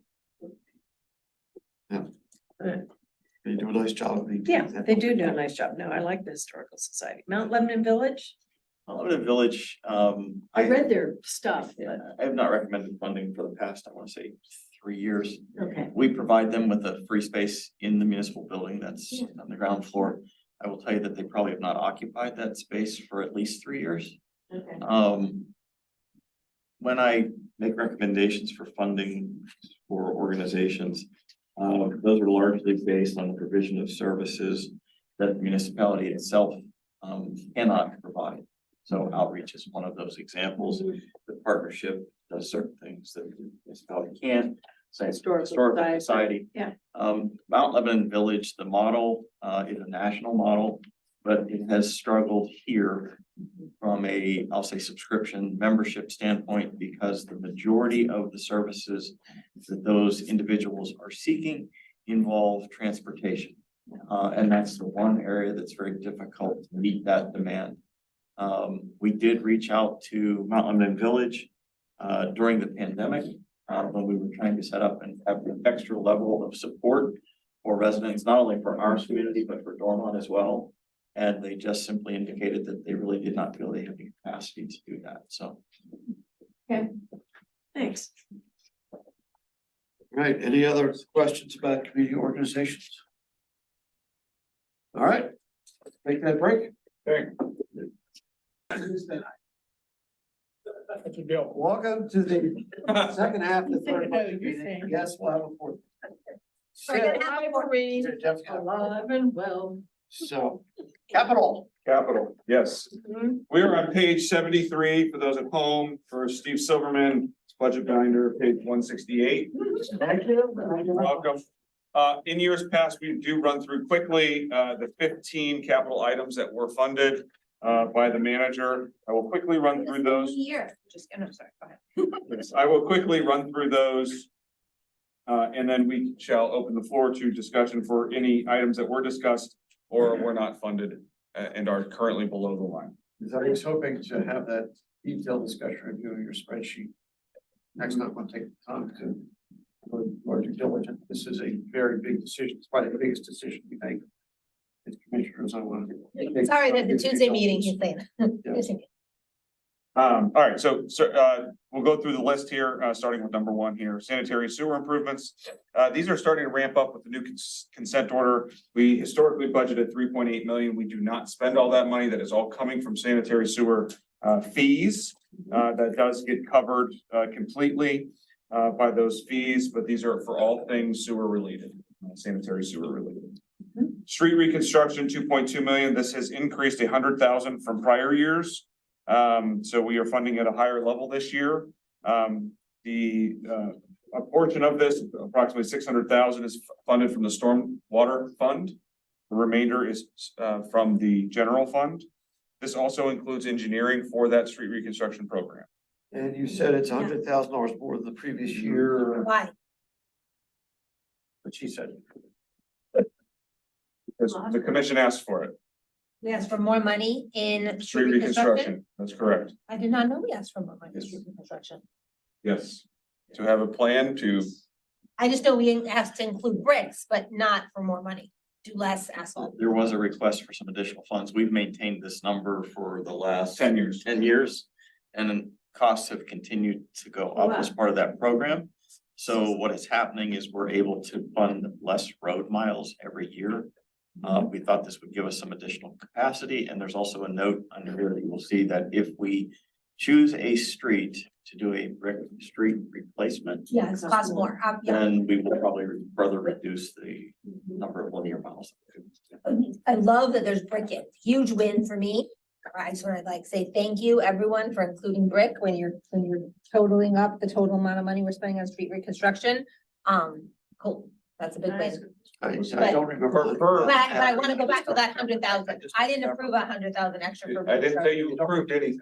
Okay, You asked for more money for street reconstruction for a plan from staff for street reconstruction. To seed that money to put in there for additional street reconstruction, if that's bricks as well. So instead of last year, if you recall, we put a separate line item in, or a separate funding level for, and we asked for it to be together. okay, Yeah. now I'm with you. You So now combined it's the all- line for brick with street, boom, Because they're all straight. now, got it. Thank you. Yes. Yes. Perfect. We're trying to follow the path of street reconstruction. Thank you for the. Get it? You like that one? Yeah, very good, Good. very good. That was Can good. I ask a question, please? All the Yeah, of course. Somewhere I read about liquid fuel funds. Yes, Could you explain to me liquid fuel funds yes. and do they fund streets as well? Cause I just heard you say it was coming from the general fund, so I'm confused. Yes, so the But I don't know street, what it is anyway. yeah, so the street reconstruction is just pure reconstruction, does not have any liquid fuels money. Okay, So that's full depth asphalt replacement all the way down to the base, so on and so forth. The mill and overlay program, which is over 400,000 a year, a portion of that is funded from liquid fuels fund monies. got it. Other projects or other continuing activities that we use liquid fuels funds for is street lighting Okay, and salt. Okay. To follow those are eligible expenditures underneath the liquid fuels fund. and is that fund going down because people are using more electric cars or is Staying it static, staying static? yes. There was a Has it- period of years where it went up 10% every year. Mhm. But that's started to flatline here in the last 2 years. Okay, thank you. And that to Commissioner's question, part of it's for the new commissioner in the back of the room. Awesome. A little bit about the liquid fuels fund, what is that? Where's that? It's the gas tax. Gas tax, okay. Yeah, and it's based on, I believe it's the number of linear miles of road you have, like there's a calculation as to, Correct. is the number of linear miles. Municipally maintained. Municipally maintained and population, correct? There's a two combination. Two combination, how we get our money. That's why you've seen certain states have now started talking about another form of taxation for electric vehicles. Because the state is going to start to lose funding. Right. So they're looking for a way to replace that, whether it's based on road miles driven or whatever the metric is that they will use. Mhm. They've started to have this discussion. Said mill and overlay, streetlights, and there was a third. Salt. Oh, thank you. The state has very specific regulations on what you're allowed to use liquid fuels money on, and Okay. there's liquid fuels audits that happen on a regular basis. Annually. Annually, yes. State gets them. And No, every- they're not if you do it right. Well, yeah, but you have to document everything Yearly. yearly, yes. And which- not as frequently, we've, I think at least had one, maybe two different road mile audits as well in terms of where we had to go back and calculate, not as significant for us because we are a largely built out community, so we're Yeah. not really building a Yeah. whole lot of Sure. new municipal infrastructure. Summit Point would be an example, so we go back, we look Right. at that, we can add additional road miles that only benefits us from a liquid fuels standpoint, so. Yes. We can figure out how to do that. Thanks. I didn't know the differences, so Mhm. that helps. Thanks. There's other things you can use them on, but we spend enough in those areas. Yeah. It. Just more curious than Wastes money. anything. Yeah, and for a couple of years, that's one of the reasons why we had fluctuations in salt amounts, is because we had lighter snow season and we can save that money too. So it's not something you have to use within a year. Oh, So- you carried over. So you can carry it over, correct. Correct. So we, That's Rudy, nice. myself and Terry really looked at it a number of years ago. I think this is pre-COVID, but we made sure that it helped our general fund by not having, we made sure that there was funds available for salt in the future years, because we know eventually it's going to snow. Yeah. I know, bad four-letter word. I know.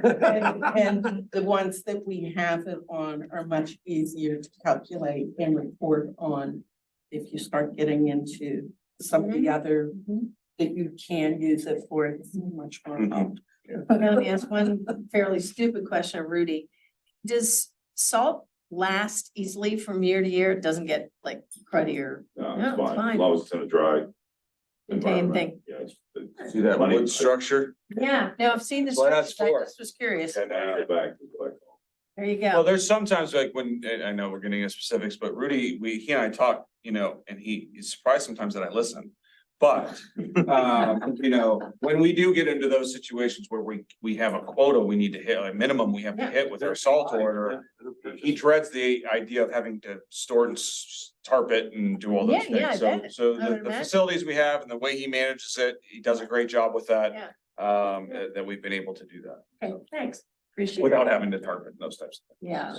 Not good. All right, number 3 is stormwater management. So these are all things, stormwater. So, these are new installations, CCTVing, reconstruction of any defective lines and those types of things. This also can be used as a new project budget. So if a project comes up that, you need, they will use that. Any funds over and above this then are covered by the general fund. For I projects would imagine related the to bulk of stormwater. this went into the projects that we saw the other night. That gateway. Yes, yep. Yeah. And there'll be some general fund coverage until that fund gets up to 2 million a year. And that's expected. We've talked about that probably since you came on as a Commissioner Grella. That's something we've been talking about. We'll get there eventually with the fee increases that we talked about, but it will be gradual and there'll be some general fund coverage to make sure that those stormwater defects and things are taken care of. Yeah. Next is the front end loader. So this is year 3 of a 5-year lease for the front end loader.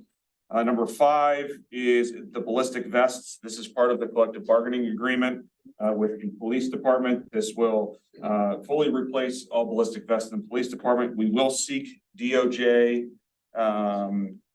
grant funds for that. Last time we got 13,000, 3.5 years later, when they finally decided to give us the money. It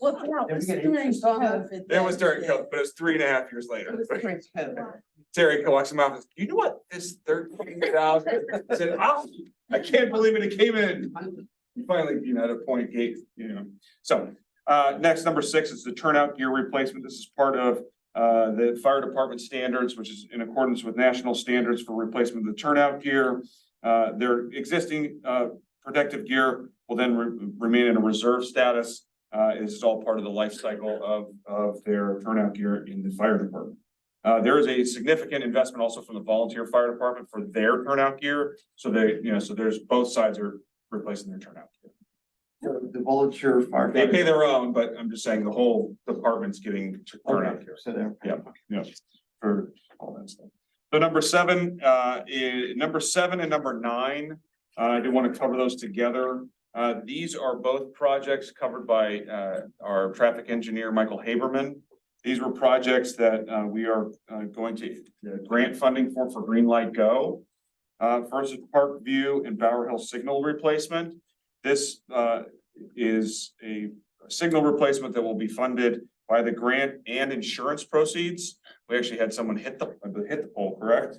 So we have, took the lines down. So we got insurance, we're sitting on insurance money waiting for that pole to replace. So we'll use that as part of the entire intersection project. That covers up where you'll see basically about $10,000 that we'll be paying for the whole intersection. Between grants, insurance, it's only about But all we're $10,000. really doing is replacing the tracks, right? No. No, what else are you doing? Poles, everything. Poles, everything. Yes. Okay, We'll reconfigure it. It's train poles now. We'll be putting mass storms in. okay, got I it. believe when we do that also, Rudy, I'm not 100% positive, we also have to address the ADA ramps.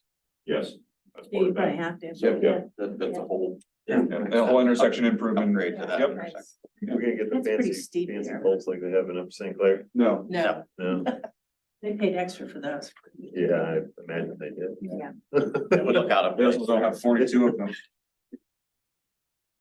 So needless to say, number 9 is the Central Business District push buttons. So that's the accessible pedestrian signal upgrades. That's also part of his presentation that the Green Light Go. Yeah.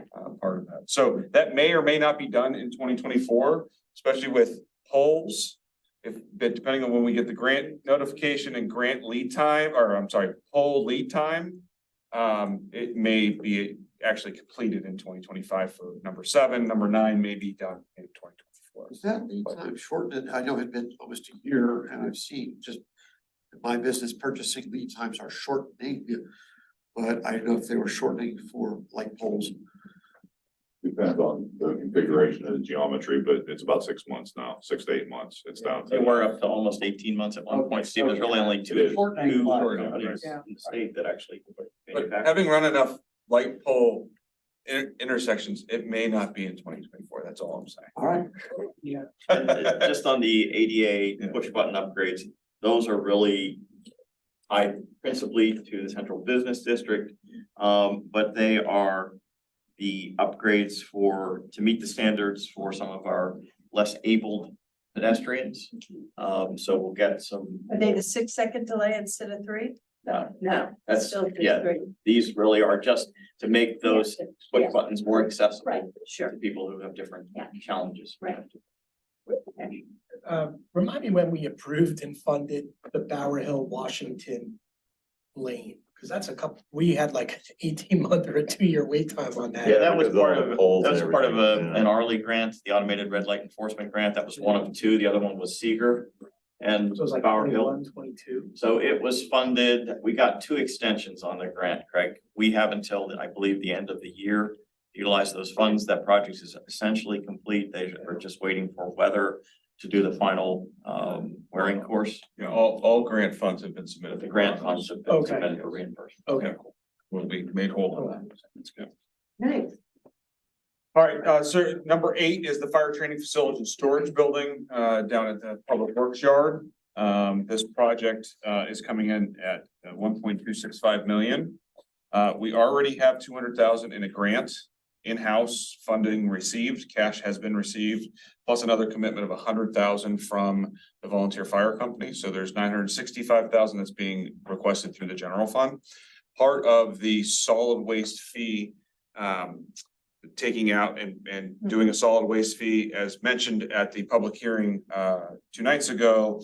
Part of that capacity of what's being left over, not doing a full millage reduction, is to fund something like this. Instead of having to take debt out for it or reduce something else. This is the capacity that's left over from not a full 1-to-1 millage to solid waste fee. This is one of the large projects that is being funded because of not doing full 1-to-1. So And we put $1 million grant request in for this. That Yes. has been submitted, yes. So that's not netted out of here though, because you No. don't know you're getting. we don't know. Okay, just want to make sure. that- Any guesstimates Yeah. we're gonna hear back? Can we be asked? If that's gonna be answered. It was submitted today and It's the state. or yesterday, you're right, it was submitted yesterday. We're guessing probably spring of next year, because that seems to be when the state makes their decisions, usually in spring and fall cycles. But it's the state, so you never know.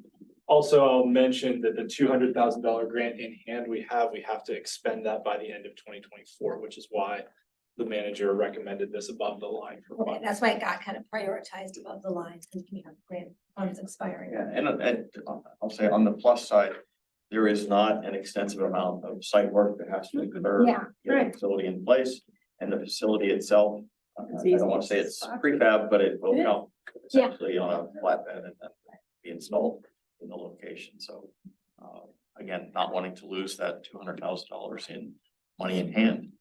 That's why I put it above the line to try to. Given that the project to be approved was both that and the storage facility. It's in here. Right. Can this be done in scale way to say, all right, fire piece, let's say midway in the year into storage piece later, or is this all? I would not recommend that, because as we had these conversations, we are taking a storage area away from Public Works. There's nowhere to put that stuff. I don't want to reduce the functionality of one of the services we provide to enhance the services that we provide to another. The second storage building was part of the original plan.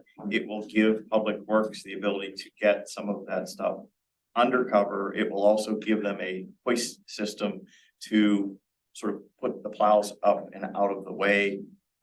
So I wouldn't recommend pushing that, quite honestly. Gives us some height in my understanding. Everything's kind of spread out now since it's not Yeah. covered, but now we It will allow can us- take advantage of the height and use our. We still do special have certain equipment. pieces of equipment that sit out in the elements. This will again eliminate a good portion of that, so. If anything, it sounds like we should do this building first.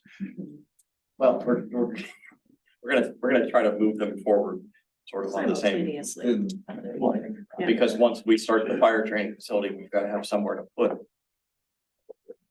Right. Oh, with Rudy's place. What's the chances on? We have parties and toys, we have parties and toys now, that's right. Right. You know, that's the title of my next budget, parties and toys. It's hard to say with any grant applications. We got letters of support from 14 surrounding fire departments to, That you know, helps. help with the multi-municipal aspect of the grant application. And looking at prior projects that have been funded through the same grant fund. Last year, there was like the purchase of 2 ambulances for a ambulance company that were funded. So this fund has put money into regional public safety related projects before. So I think we have a very competitive application and we're very Nice. hopeful. So we'll see. That would be nice. A question for Andrew, you may want to wait until you're at the end of the list, just to talk about your thoughts on borrowers. You know, obviously interest rates are at their peak, they're talking about rates starting to come down in summer.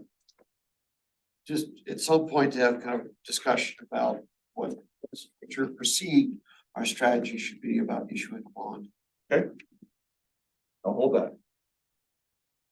Okay, having covered number 9, we'll go to number 10. Number 10 is the Public Safety Center exterior improvements. This is a supplemental funding request for the first bid that we received this year. So we budgeted a little over 200,000 this year for the first phase of the Public Safety Center improvements to kind of seal it up watertight from the top down and then doing the sides of the building. Similar to the way we did this building a number of years ago, taking a phased approach. The first bid was received this year, came in $100,000 more. So we decided to reject the bid, also then put into the budget for additional funding and retool the bid next year to get the most we can out of a projected number of 300,000. So we'll be carrying over funds from this year that will be combined with these for a approximate total of 300,000 for next year. So then what's the total estimated new project cost? Or a little over 300,000. That's the first year of a 5-year plan. Right, What's the 5-year? it's about $1 million. I know it is with this. Mhm. Just wanna know. Yeah, there's a lot of logistic issues with that building. Hoping over the T issues, and that building needs some work, so. Yeah, so that's where we're at. It may be reduced once we fit, don't get me wrong, we're working from the top, then going on to the side, so maybe some of the fixes at the top come help the sides, but we'll wait and see. But it is something that needs to start. Next is the leaf and debris grinder. This is another one that has grant funding also available, but not secured yet. So Oh, okay. again, we have an existing leaf and debris grinder that annually we're seeing between $25,000 and $35,000 worth of repairs a year. It's time to go. It's time to move on a leaf and debris grinder. Rudy can chime in, but I know he probably agrees with me. Yeah. It's time to move on. You're this. confident in that, because I did Yes. flag the 700,000 as we really need it. It's a lot of money. Yeah. Go another year. We do. It's been, the current machine that we have, we use it a lot. For not only leaves, but the materials we pick up at the street. Several times a year, things that are dropped off, all of our forestry, the logs and so forth, we grind those things up the golf course site. This machine we probably put about between 600 and 700 hours on that machine each year. So what it does is it reduces the capacity of the materials that we haul up there. So once we grind it, it's about a 6 to 7 to 1 ratio that it reduces those volumes, so we're not paying to truck as much stuff off the site, and it's more usable for the end user. But the machine, yeah, it's really reached the end of its useful life. We're seeing all kind of things go on with it, and we put 2 clutches in it in the last 5 years, and each one of those are about $16,000 for that. When we used to find, I know at the Public Works facility down there, there's like chip wood and stuff like that. Is there anything that we can give away? You know, like just residents come get stuff? They do, they come up, but they actually pay a small fee for the materials that are up there, the chips primarily. Most of that comes from wood that we shred up or ground up because it had disease or insects in it. So I don't really recommend people using that around their home because it's probably infested with some sort of insects or diseases and things. It's dead trees that we're cutting down, cutting up and chipping up. So that's part of it. Now the leaf material, that's all hauled off site. We stopped composting probably 15, 17 years ago. It's just not worth it. No, we were forbidden to do it. Oh. Well, the commission made a decision they passed a resolution actually that we're not permitted on those sites to compost. So we can process the material. We have complaints from residents in the surrounding areas about the smell and the odor and so forth. So that was the primary reason that we stopped doing that. So, and the sites aren't big enough to do that. And that's why we ran into problems. When we have the volumes that we have, you have to have enough room to spread those piles out so they don't become anaerobic. Yeah. And we were losing control of it. We would roll them every so often and they would have a bad odor to them. So we stopped doing that. And it's actually worked out better for us because we're able to keep the sites cleaner, having it trucked off as we're grinding the materials up. So. And I still get complaints periodically from the folks who live near Rob Hollow. As much as you move it away, there are times with the smell coming up as. Those are actually permitted sites through the county and through the state, through the county health department. So we actually have compost permits for those sites, but we just don't compost. Put in a fish processing. When I lived in Maine, when my family was from Maine. We'll say Fish that. processing. So moving on with the leaf and debris grinders. Yeah. They're What happens to the leaves? Okay. Yeah, Yes. okay. What happens to the leaves? I know, but Yeah, what yeah, 'cause we're gonna happens be to collecting the, more materials. Where do the leaves go? Rudy? what happens to the leaves when they go away? They compost those and they Okay. use them as either soil amendments or compost, just pure Nice. compost. Currently we're working with Wood Waste Recycling mostly. That's the company that's hauling them off. Okay. And that's their business. That's what they do. They have a depot down in Bridgeville and another one out in like McDonald, somewhere off of 22, I think it is. I know But we again- do with a large volume of leaves, but like, I don't know if it ever makes sense to like strategically put them under some plantings in Bird Park or wherever we're doing massive They're not plantings. composted enough when we take them off site. You have to compost those for about a year and it has to be done correctly. Really? Cause my Yeah. leaves will break down. I don't ever, Yeah, but you're not Right, right. hauling 1,000 truckloads Yeah. into the site Yeah. either. You know, those, each one of those box trucks that we use with the Right. special boxes, they're about 14 cubic yards. And I just started doing the annual report. Yeah, we hauled 1,033 truckloads so far this year. And those are solid cube truckloads. So that's a lot of leaves. Incredible amount of leaves. It is. And that's that's some cool that's the- compost material It though. is. I want it. But I mean, that's the bulk number or the ground down number? Because I assume. That's the bulk number of, you get some shredding action with the leaf collection vacuums as it goes through those fans, it chops it up some, you can see the dust coming out of the truck. Yeah. And then once we get it up to the site, then it's ground again. And that material, and depending upon the size of the screen that you use, you can reduce the volumes anywhere from 3 or 4 to 1 to 6 to 7 to 1. It just depends. There's a screen in there that either keeps the material in longer until it allows it to escape through the shredding mechanism, or it'll allow it to pass quicker. But we do brush, we do logs. When we have the storms, we haul all of our debris up to the golf course and we shred all that up. There's a lot of stuff that goes through that machine. Yeah.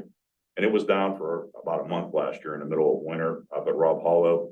And it really put us behind the 8 ball, just trying to keep up with the volume of leaves coming in. It happened in like November. The leaves really start to get heavy with collections early November. First week of November, that's when it picks First 2 up. weeks, yeah. And that's when our volumes and that's when we're at full bore. But it really put us behind last year. We didn't get the leaves out of Rob Hollow until probably February last year because of the breakdown with the machine. And it's just, trying to get parts for it. And then they're all heavy. We don't have a crane, so we had to hire a contractor to come in and actually change the clutch on the machine. They had a special crane to lift those things into place and so forth, so. We So may it's- have, we may have the opportunity to go back for, I'll say multiple 902 grants. You're capped, at the top dollar amount, Three fifty, I think, 350,000. 350,000. This machine was purchased with that grant, with that 902 grant, yeah, back in 2021. Or no, 2000, 2001, yeah. Yeah, it's 20 some years old. Oh. I have trouble with numbers, so. There's a $350,000. Well, and we may be able to, because Yeah, you're, sequentially. yeah, we may be able to go back after that every 2 year period. 2 years, you can So we apply can for go that back grant. 2 years potentially for the same Number. piece of equipment, for the same number, to try to, again, further reduce the cost. Love it. Well, here's my question. Can you get an electric version? I asked and they said no. We'd have to be right next to the power plant. Yeah, you asked, I'm just saying. There's one on a track that he Right. demoed that had an electric remote control to it, so I don't know if that counts, but. And the value of ours, we paid about 250,000, give or take, when we bought that in 2001, and we'll get about $80,000 trade-in value for that. Really? So, yeah, so that's not too bad. Wow. Yeah. And that's netted into this budget. The Okay. grant is not netted in, but the value of Value of the the trade-in. Previous, yeah. Is it for scrap or someone's actually gonna? No, I mean, it's still usable, you know, I mean, it's, but it's not reliable. Right, And we have to we're constantly going. it's the volume we're running through. Right. Yeah, Well, the new one's $750,000, so but I mean, someone else buying it, they may not be running as much volume. through it. probably, yeah, or it's a backup machine or something of that nature. Yeah. Depends on the organization that's Right. using it. There's a market for it. For used equipment, yeah, we've seen that. And they find that people. It says, sorry. I don't want it back. Folks, we are an hour 9 of budget sessions. Moving on. Moving on. Item 12 is tennis court reconstruction phase 2. This is something that will be removed from this budget. Ah. This will be removed because you already funded it. I know. You funded it in a twenty But twenty-three it wasn't budget. enough money. You funded it in a 2023 budget amendment that you hopefully will pass on December 12th. So it's elsewhere. This would be double counting if we left it in. So we have 135 extra. You have, Projects for that. That's right, you do. you what? Say again? Never got a project. Don't push him. You have 135 less the indoor tennis contribution Oh, of 60K. So it's 75 net. all right. This was only for the increased cost. Yes. This was not for the full total project. So 70 about, we got some $70,000, 70, half a stair. Right, Yes. left side or right side.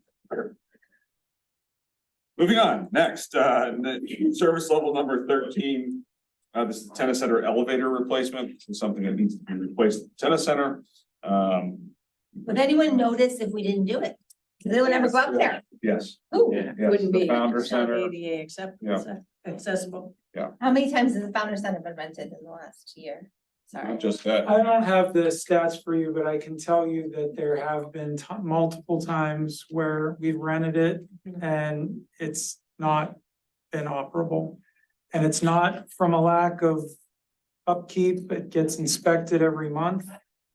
It gets tested Yep. weekly by our staff, but for whatever reason, it decides to go, you know, when there's a rental there and someone needs to use it inevitably. It's not working. Um, All right, all Well, right. you can see with our elevator at the or at the north garage. Yeah. Right, we're on our next elevator car. We had this issue with Mhm. the library. This building's had some issues with its garage, with its elevator. About 6, 7 years, 5, 6 years ago, pre-COVID, we had the south garage. We had to change out almost all the guts of one of the cars. So these elevators are expensive, but you need to have them. Yeah, it's amazing that they don't have a longer life. I'm not Yeah. blaming anybody. I'm Yeah. just commenting on the fact that they're so expensive and, you know. Yep. They don't last. Number. Their the other reliability is kind of up and down. Oh. Is it 9 o'clock yet? 43 minutes, 43 minutes. All right, number 14 is the sign shop and line painting vehicle. This has been in there for a number of years. Right. This is come down from prior requests. They are reconfiguring what they're going to be requesting for that vehicle. But that is something that will make the sign and line painting and pavement marking crew much more efficient. So that van is at its end of its useful life.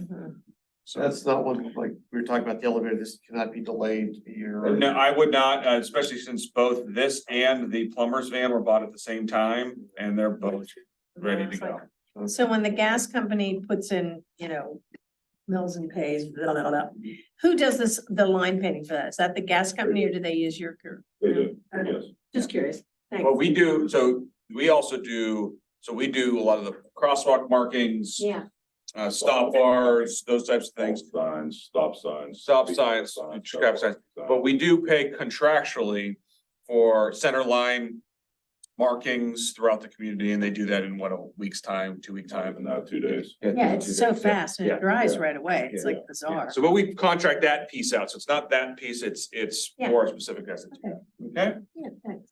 Next is service level 15, which is the municipal building rotunda restoration. If you walk in the rotunda and look up, it needs repaired. Yes, it does. So we are excited to get that one funded and get that fixed. Is that one that can be delayed? Up to you. We'll look up.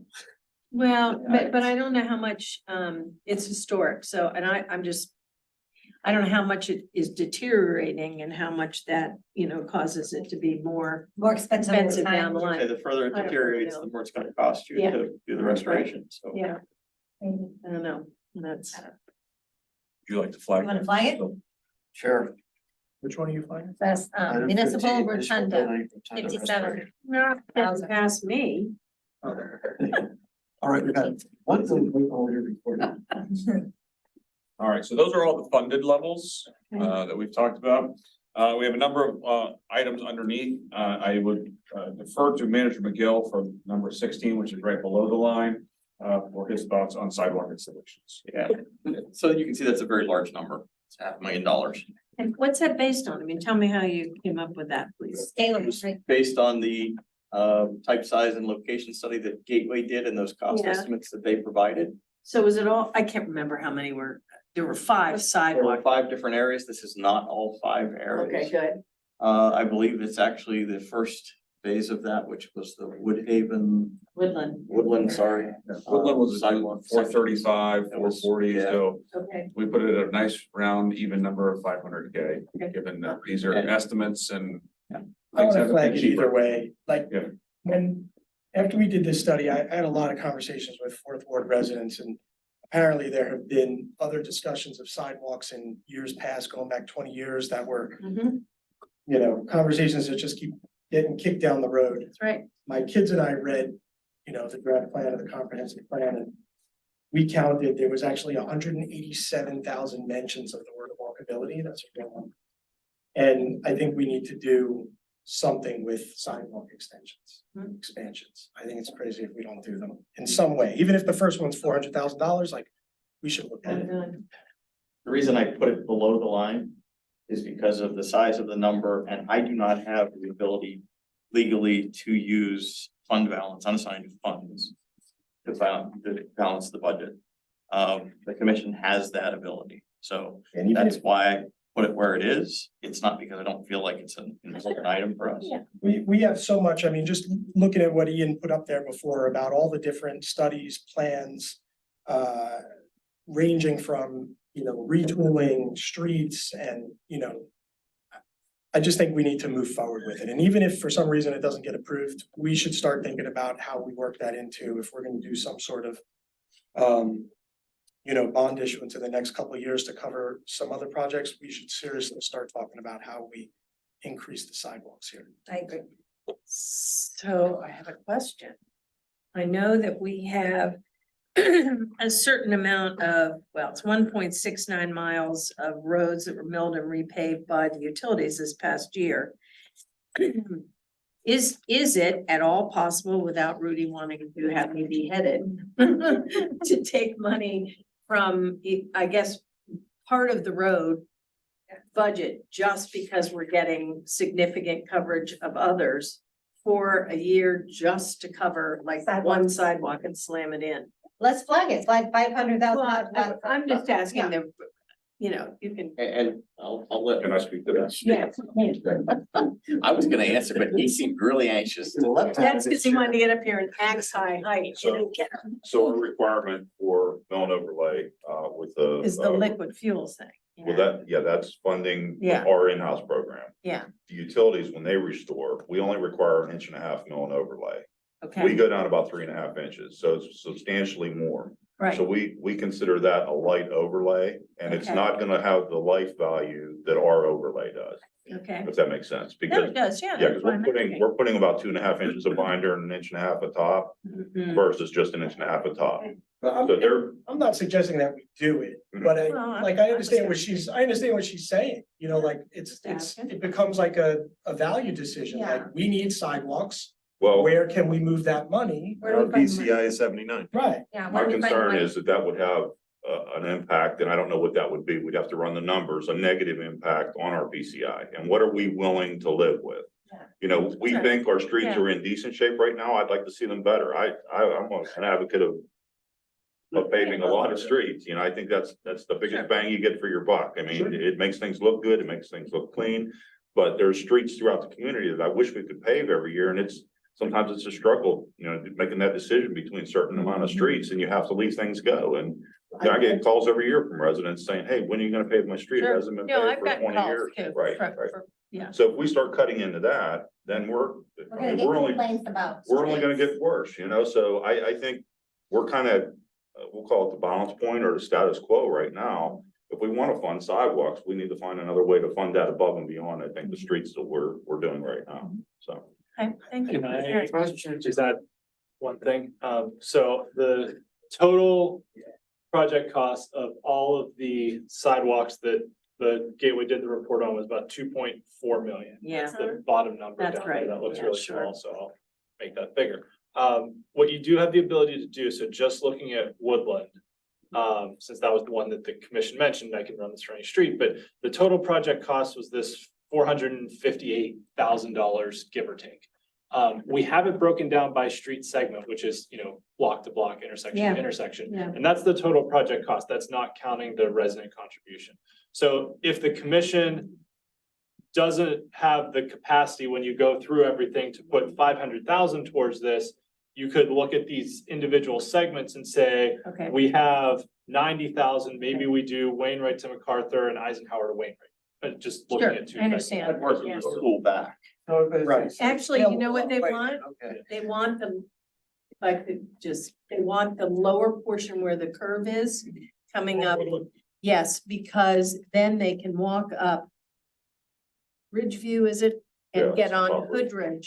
And that's safer than going from the school back. Is What what they really segment- want. segments then? Do you understand what I'm saying? Am I making Yeah. sense? Yeah, I just want to make sure you. Yeah, so understood. to make a connection. Yeah. There's another way to do it. There is another way. They want the whole road, but at the moment, if we did it by segment, instead of what Keith was suggesting, they want this end instead of. So I'm saying, so Where the which curve segment? is. Terrace to Ridgeview. Terrace to Ridgeview. Can I make a Sarah's, On the screen, you Yeah. said, which segment is it you were talking the two I have. Terrace. Can I make a suggestion before we get into the Yeah. nitty gritty of looking Sure. at specific streets? So, I just wanted to say it was scalable, so that's. no, you did, yeah, thank you. So I do want to mention that I think this year may become a fund balance or other reserve funds question. But one of the things I will commend Keith for doing was having the idea of not going a one-to-one scale. So there may be a commission direction, just as an idea for food for thought, is the two large projects we're talking about that I've mentioned, the leaf and debris grinder and the fire training facility. Those aren't there next year.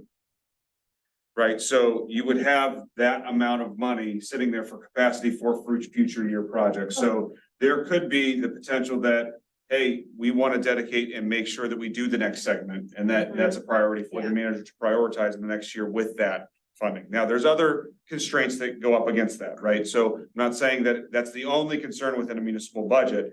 But there is significant capacity in future years for debt service, like we'll talk about, but also for significant impacts for programs like this. It's not long ago, pre-2013, so right before I got hired, where you were taking money out in bond issues for street reconstruction. It was built into the budget and is built into the budget now, and I think Commissioner Flynn is looking at me going, he's finally heard me after all of these years, is putting that into a dedicated program year over year until that's done. Right, until those streets are reconstructed, we have that coming out of the municipal tax dollar and stormwater fund together, and there's no, debt service going there. So I think we can get into the nitty gritty of when we get there of how much you want to put there because it is scalable. Right, so I don't think streets are gonna need to be decided tonight on that Woodland project. But keep that in mind with, I know Commissioner Silverman had talked about debt service, but there's also that millage capacity that we're not, that is going to be available in the 25 budget for whatever that may be. Well, a question of maybe trying to get sooner, for instance, when we talked about the Zamboni earlier in the year, and I asked the question going, hey, if we go out for a bond, can we kind of repurpose the money to say, all right, we're now buying that Zamboni with bond, and then that money becomes unassigned funds. That's, I guess, the timetable saying, when are you thinking about issuing a bond? I'm not thinking about issuing a bond in 2024. No, you're out a couple of years. Because there's some very big ticket items, so I thought. The big ticket items are yet to be here. Yeah, I think. South Garage. is a big ticket item. Well, South Garage is one, but I think the parks Yeah, and main park plan is going to be a big one. that's right. There are gonna be some things that the commissions, I believe, is going to want to do. Yeah, I think so. Maybe, No, I but there's agree. nothing sitting here before you today that I'm saying there's a 24 bond issue, and I won't speak for the manager, but from the finance director's perspective, there's none. Yeah, we try to be very, I'll say diligent in terms of going out for bond issues so that we make sure that we've got a large enough issue that makes it actually fiscally responsible for us.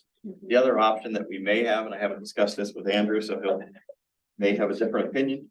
If we are successful in getting that 902 grant and or the grant for the fire training facility, we would potentially have some additional funds Yeah. that then could be moved over to the sidewalk program. Or to whatever. I'm yeah. fairly optimistic on the 902 grant towards the leaf grinder, and we'll see. I'm also fairly optimistic that we may not get the full amount requested for the fire training facility. But even if we get something. Some of it. Yeah. It would give us some additional capacity. The only problem with that is we wouldn't be able to go out to bid at the right time to get enough, capacity with contractors for sidewalks. We technically won't be able to do that anyway until we've got the residents who have gone through the process. Because remember, as part of that, we need 100% participation. We need them to agree to sign other certain documents. They've got to agree that anything that's in the right of way that they've placed there is their responsibility to replace But that's financially. just for, Woodland, yeah. that's just for sidewalks that the residents want to put in. Correct. We can put sidewalks anywhere we want. You can, but you're gonna face some of those same issues in terms of dealing with residents who have spent thousands, sometimes maybe a little bit more in placing landscaping, sprinklers, retaining walls, anything else within that Right physical away. right of way. Yeah, So and typically when we do sidewalk work, it's the summer. There's kind of a limited seasonal window for sidewalk work We have anyway. to bid early. But to it's a get those diff- it- contractors lined up. We've been burned in the past. We don't It's, get it out. yeah, Well, we've done that, we're looking at sidewalk, we've did, two different sidewalk vendors for that same summer. So we Can I have ask an a idea different who does this. Concrete, yeah, they're gonna be gone though. Are you, timing here, which we're Oh, not no. qualified to do. Andrew had a question too. Oh, I don't know. I'm not running the meeting, so Andrew I'm just first. looking around. It's free for all now. It's free for all. We're not gonna. Andrew's turn to talk. Oh, all So right. let's talk about this at the next session. Sounds Well, like, hang on, Andrew has something he wanted to tell us. Andrew. It's Andrew, sorry. oh, What would our cost be on Woodland? I'll tell you in just a second.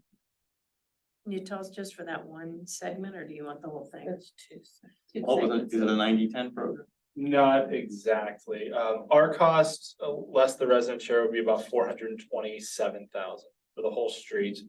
And This one, how about for the different Segments. For each segment, I will run that for you. Or just do the lower segment for me. Be the lower two that you were interested in. The top on the, No, Ridgefield to Terrace. yeah, the top on the. Does that get you the school though, or is that just a random sidewalk? It'll get you. Doesn't make sense to do. It'll get you up the hood bridge. But a hood bridge so that you could get to. That's what the residents It want. wouldn't be That's the the most. priority, but it's still not. Just doesn't make sense. Gotta go back about it. I didn't want to create a gap, I didn't want to have a sidewalk. Anyway, so. Yeah, I exactly. want to just get residents. 270 is the number on those two. 70 like for the north. 270 for Terrace to Ridgeview Thank would you. be the municipal share. And the resident share of that segment would be about 13,500. Specifically limited to the sidewalk itself, any other costs would be borne by residents as well for relocation of. Mhm. Yeah, Yeah. this is our number. Assuming, 270 Yeah. really is the number. assuming, Yeah. contractors, Yeah. their cost could vary. So can I ask one more question? Yes. Just because I don't quite understand it. I get the unassigned funds and we usually look at it in the spring. Good. But I also heard Keith say, and I remember this, that you're not allowed to balance the budget with unassigned funds. Does that mean, I'm making this up, so don't throw things at me. If we said tonight, give us $500,000 right now for sidewalks, and we had that much in unassigned funds, we would drop below the like 15% or 16% level. We could say, we're taking it down to 8. And we wanted to, or whatever the percentage is. I'm making up numbers. We've done that before Okay. for other things. I mean, it's not on the slope. I'm just curious. I'm not Not that suggesting. low, but we do have. I'm just suggesting. Yeah, we do. So I just want to understand how it works. Do that, the other consideration that we always have is if we are going to move forward with a bond issue in twenty Yeah. twenty-five, Uh-huh. we would prefer to have that number higher as opposed to. Okay. All right. Well, and I also Good want to to also know. say, so another couple of reasons why a bond issue in 25 is making more sense. Mhm. Right? The 24 really wasn't our year. It's the 24 is gonna be the planning year for 25. Yeah. Or one was known and one just came up. So the one that just came up is the rink, right? We talked about Right, that. right, The right. big number of 2.4, 2.6 million for the compressors. Right? So if we wanted to replace these very old compressors, that's gonna be a big number. Yeah. One that we know about that's coming is Middle and Quincy Moore Field. Right. Turf, which we have a fund started for that, using the Mhm. field and usage fees. But also lighting for that field. So if you wanted to do that, so there's some big projects then on top of Yeah.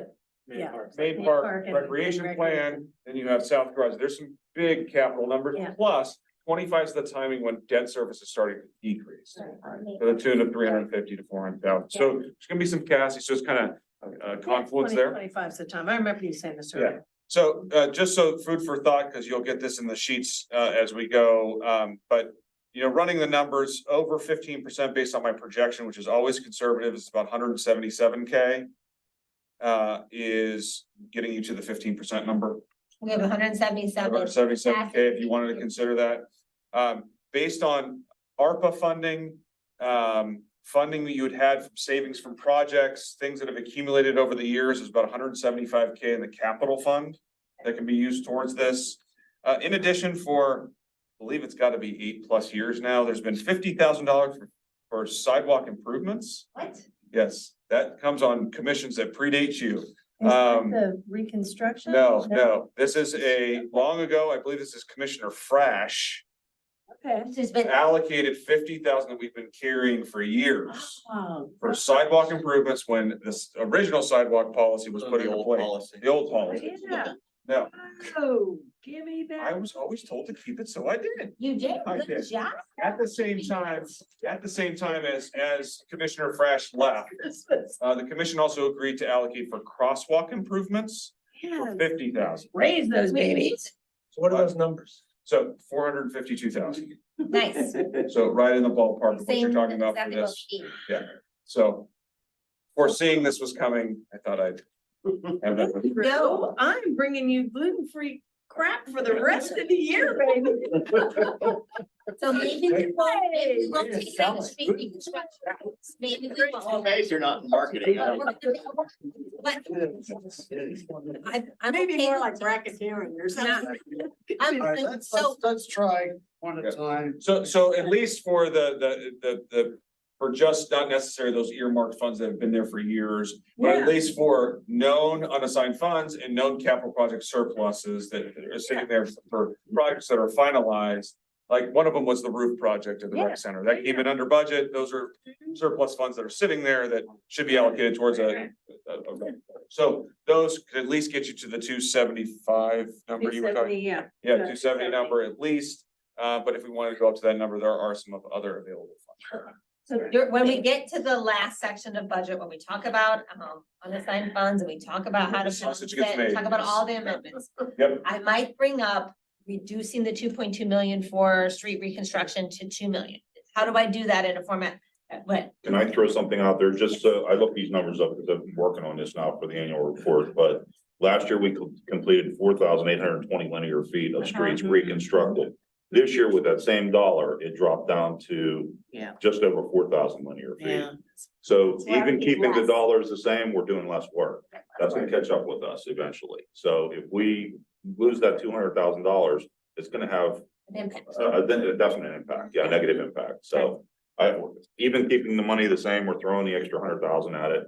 We're gonna be close to the same numbers that we had this year, hopefully. But the inflation in the unit costs that we've seen over the last couple of years has really hit us hard. Well, if we introduce a brick street into that equation, Oh, yeah. it will drop. Less linear feet, They're but bad, like- all that understood, I still wanna just But have that brick streets- conversation all but then together. brick Yeah, streets improve, so it offsets that number, and it'll be a big number because the brick streets are so poor.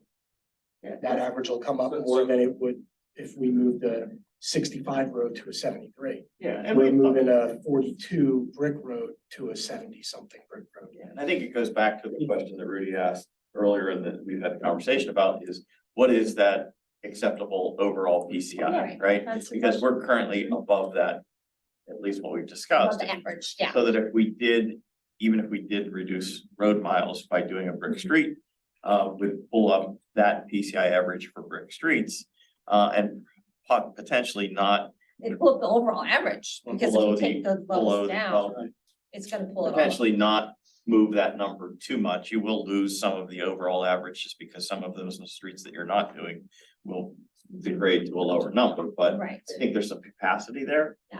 But the one thing we have to be careful about is that the 1.5-inch overlay, the curve's gonna change more dramatically and quicker, and a lot of this work was done all at once. We saw that with some of the areas that were constructed all at the same time, like up in Cedarhurst.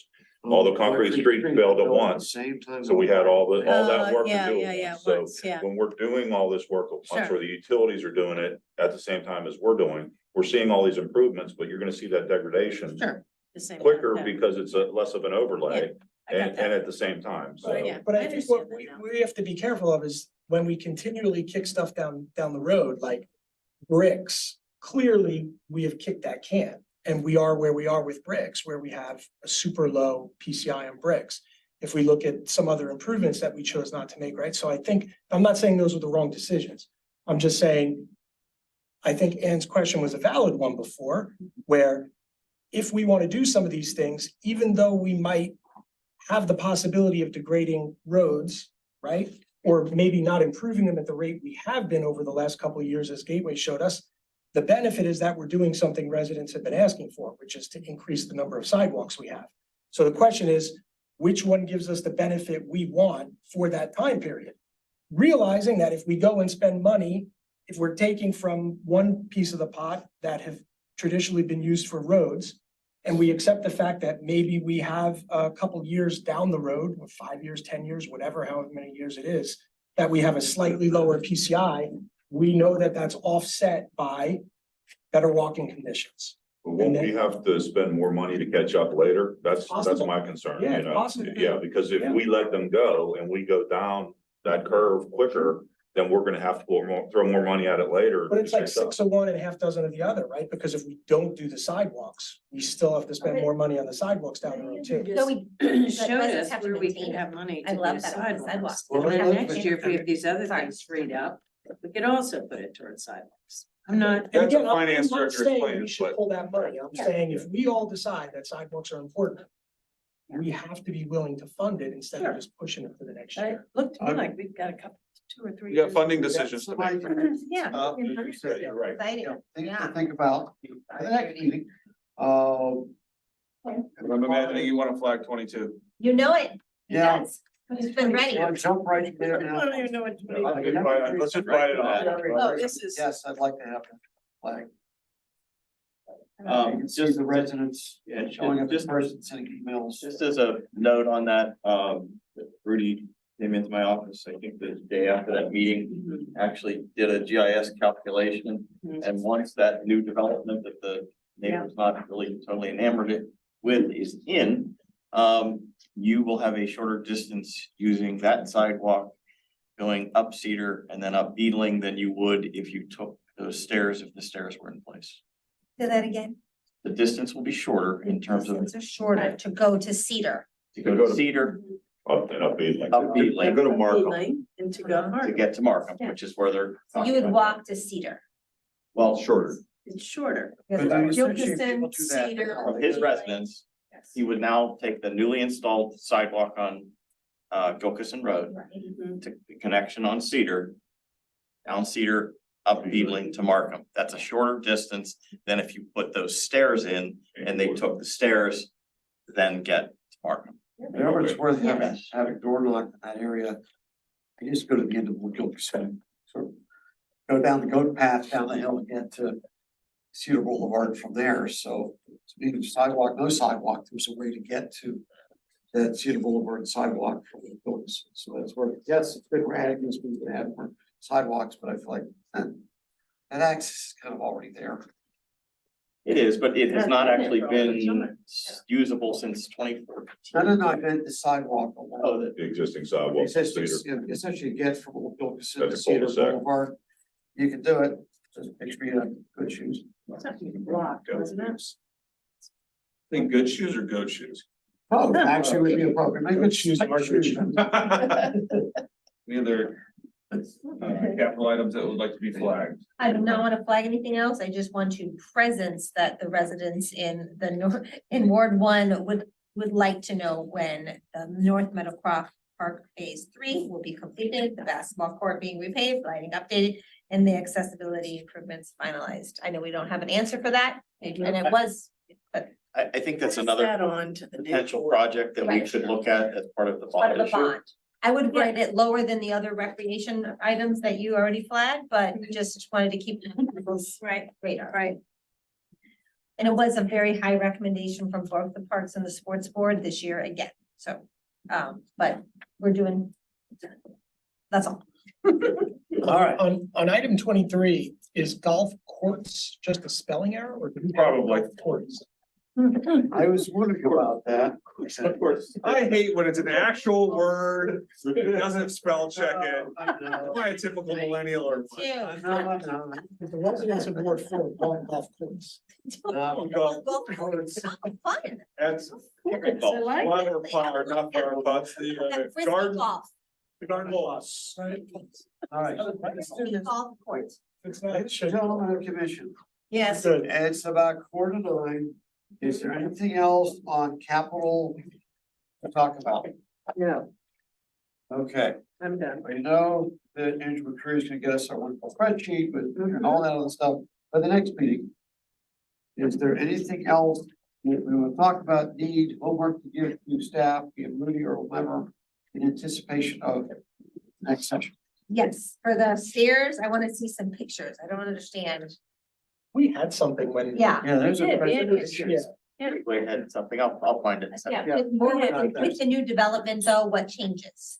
That's what Nothing. he said. That won't impact those stairs at all. Those- But will the new development want to use the stair? No. Yes, I think I No. assume they would. That's what I don't understand. Is it gonna help us?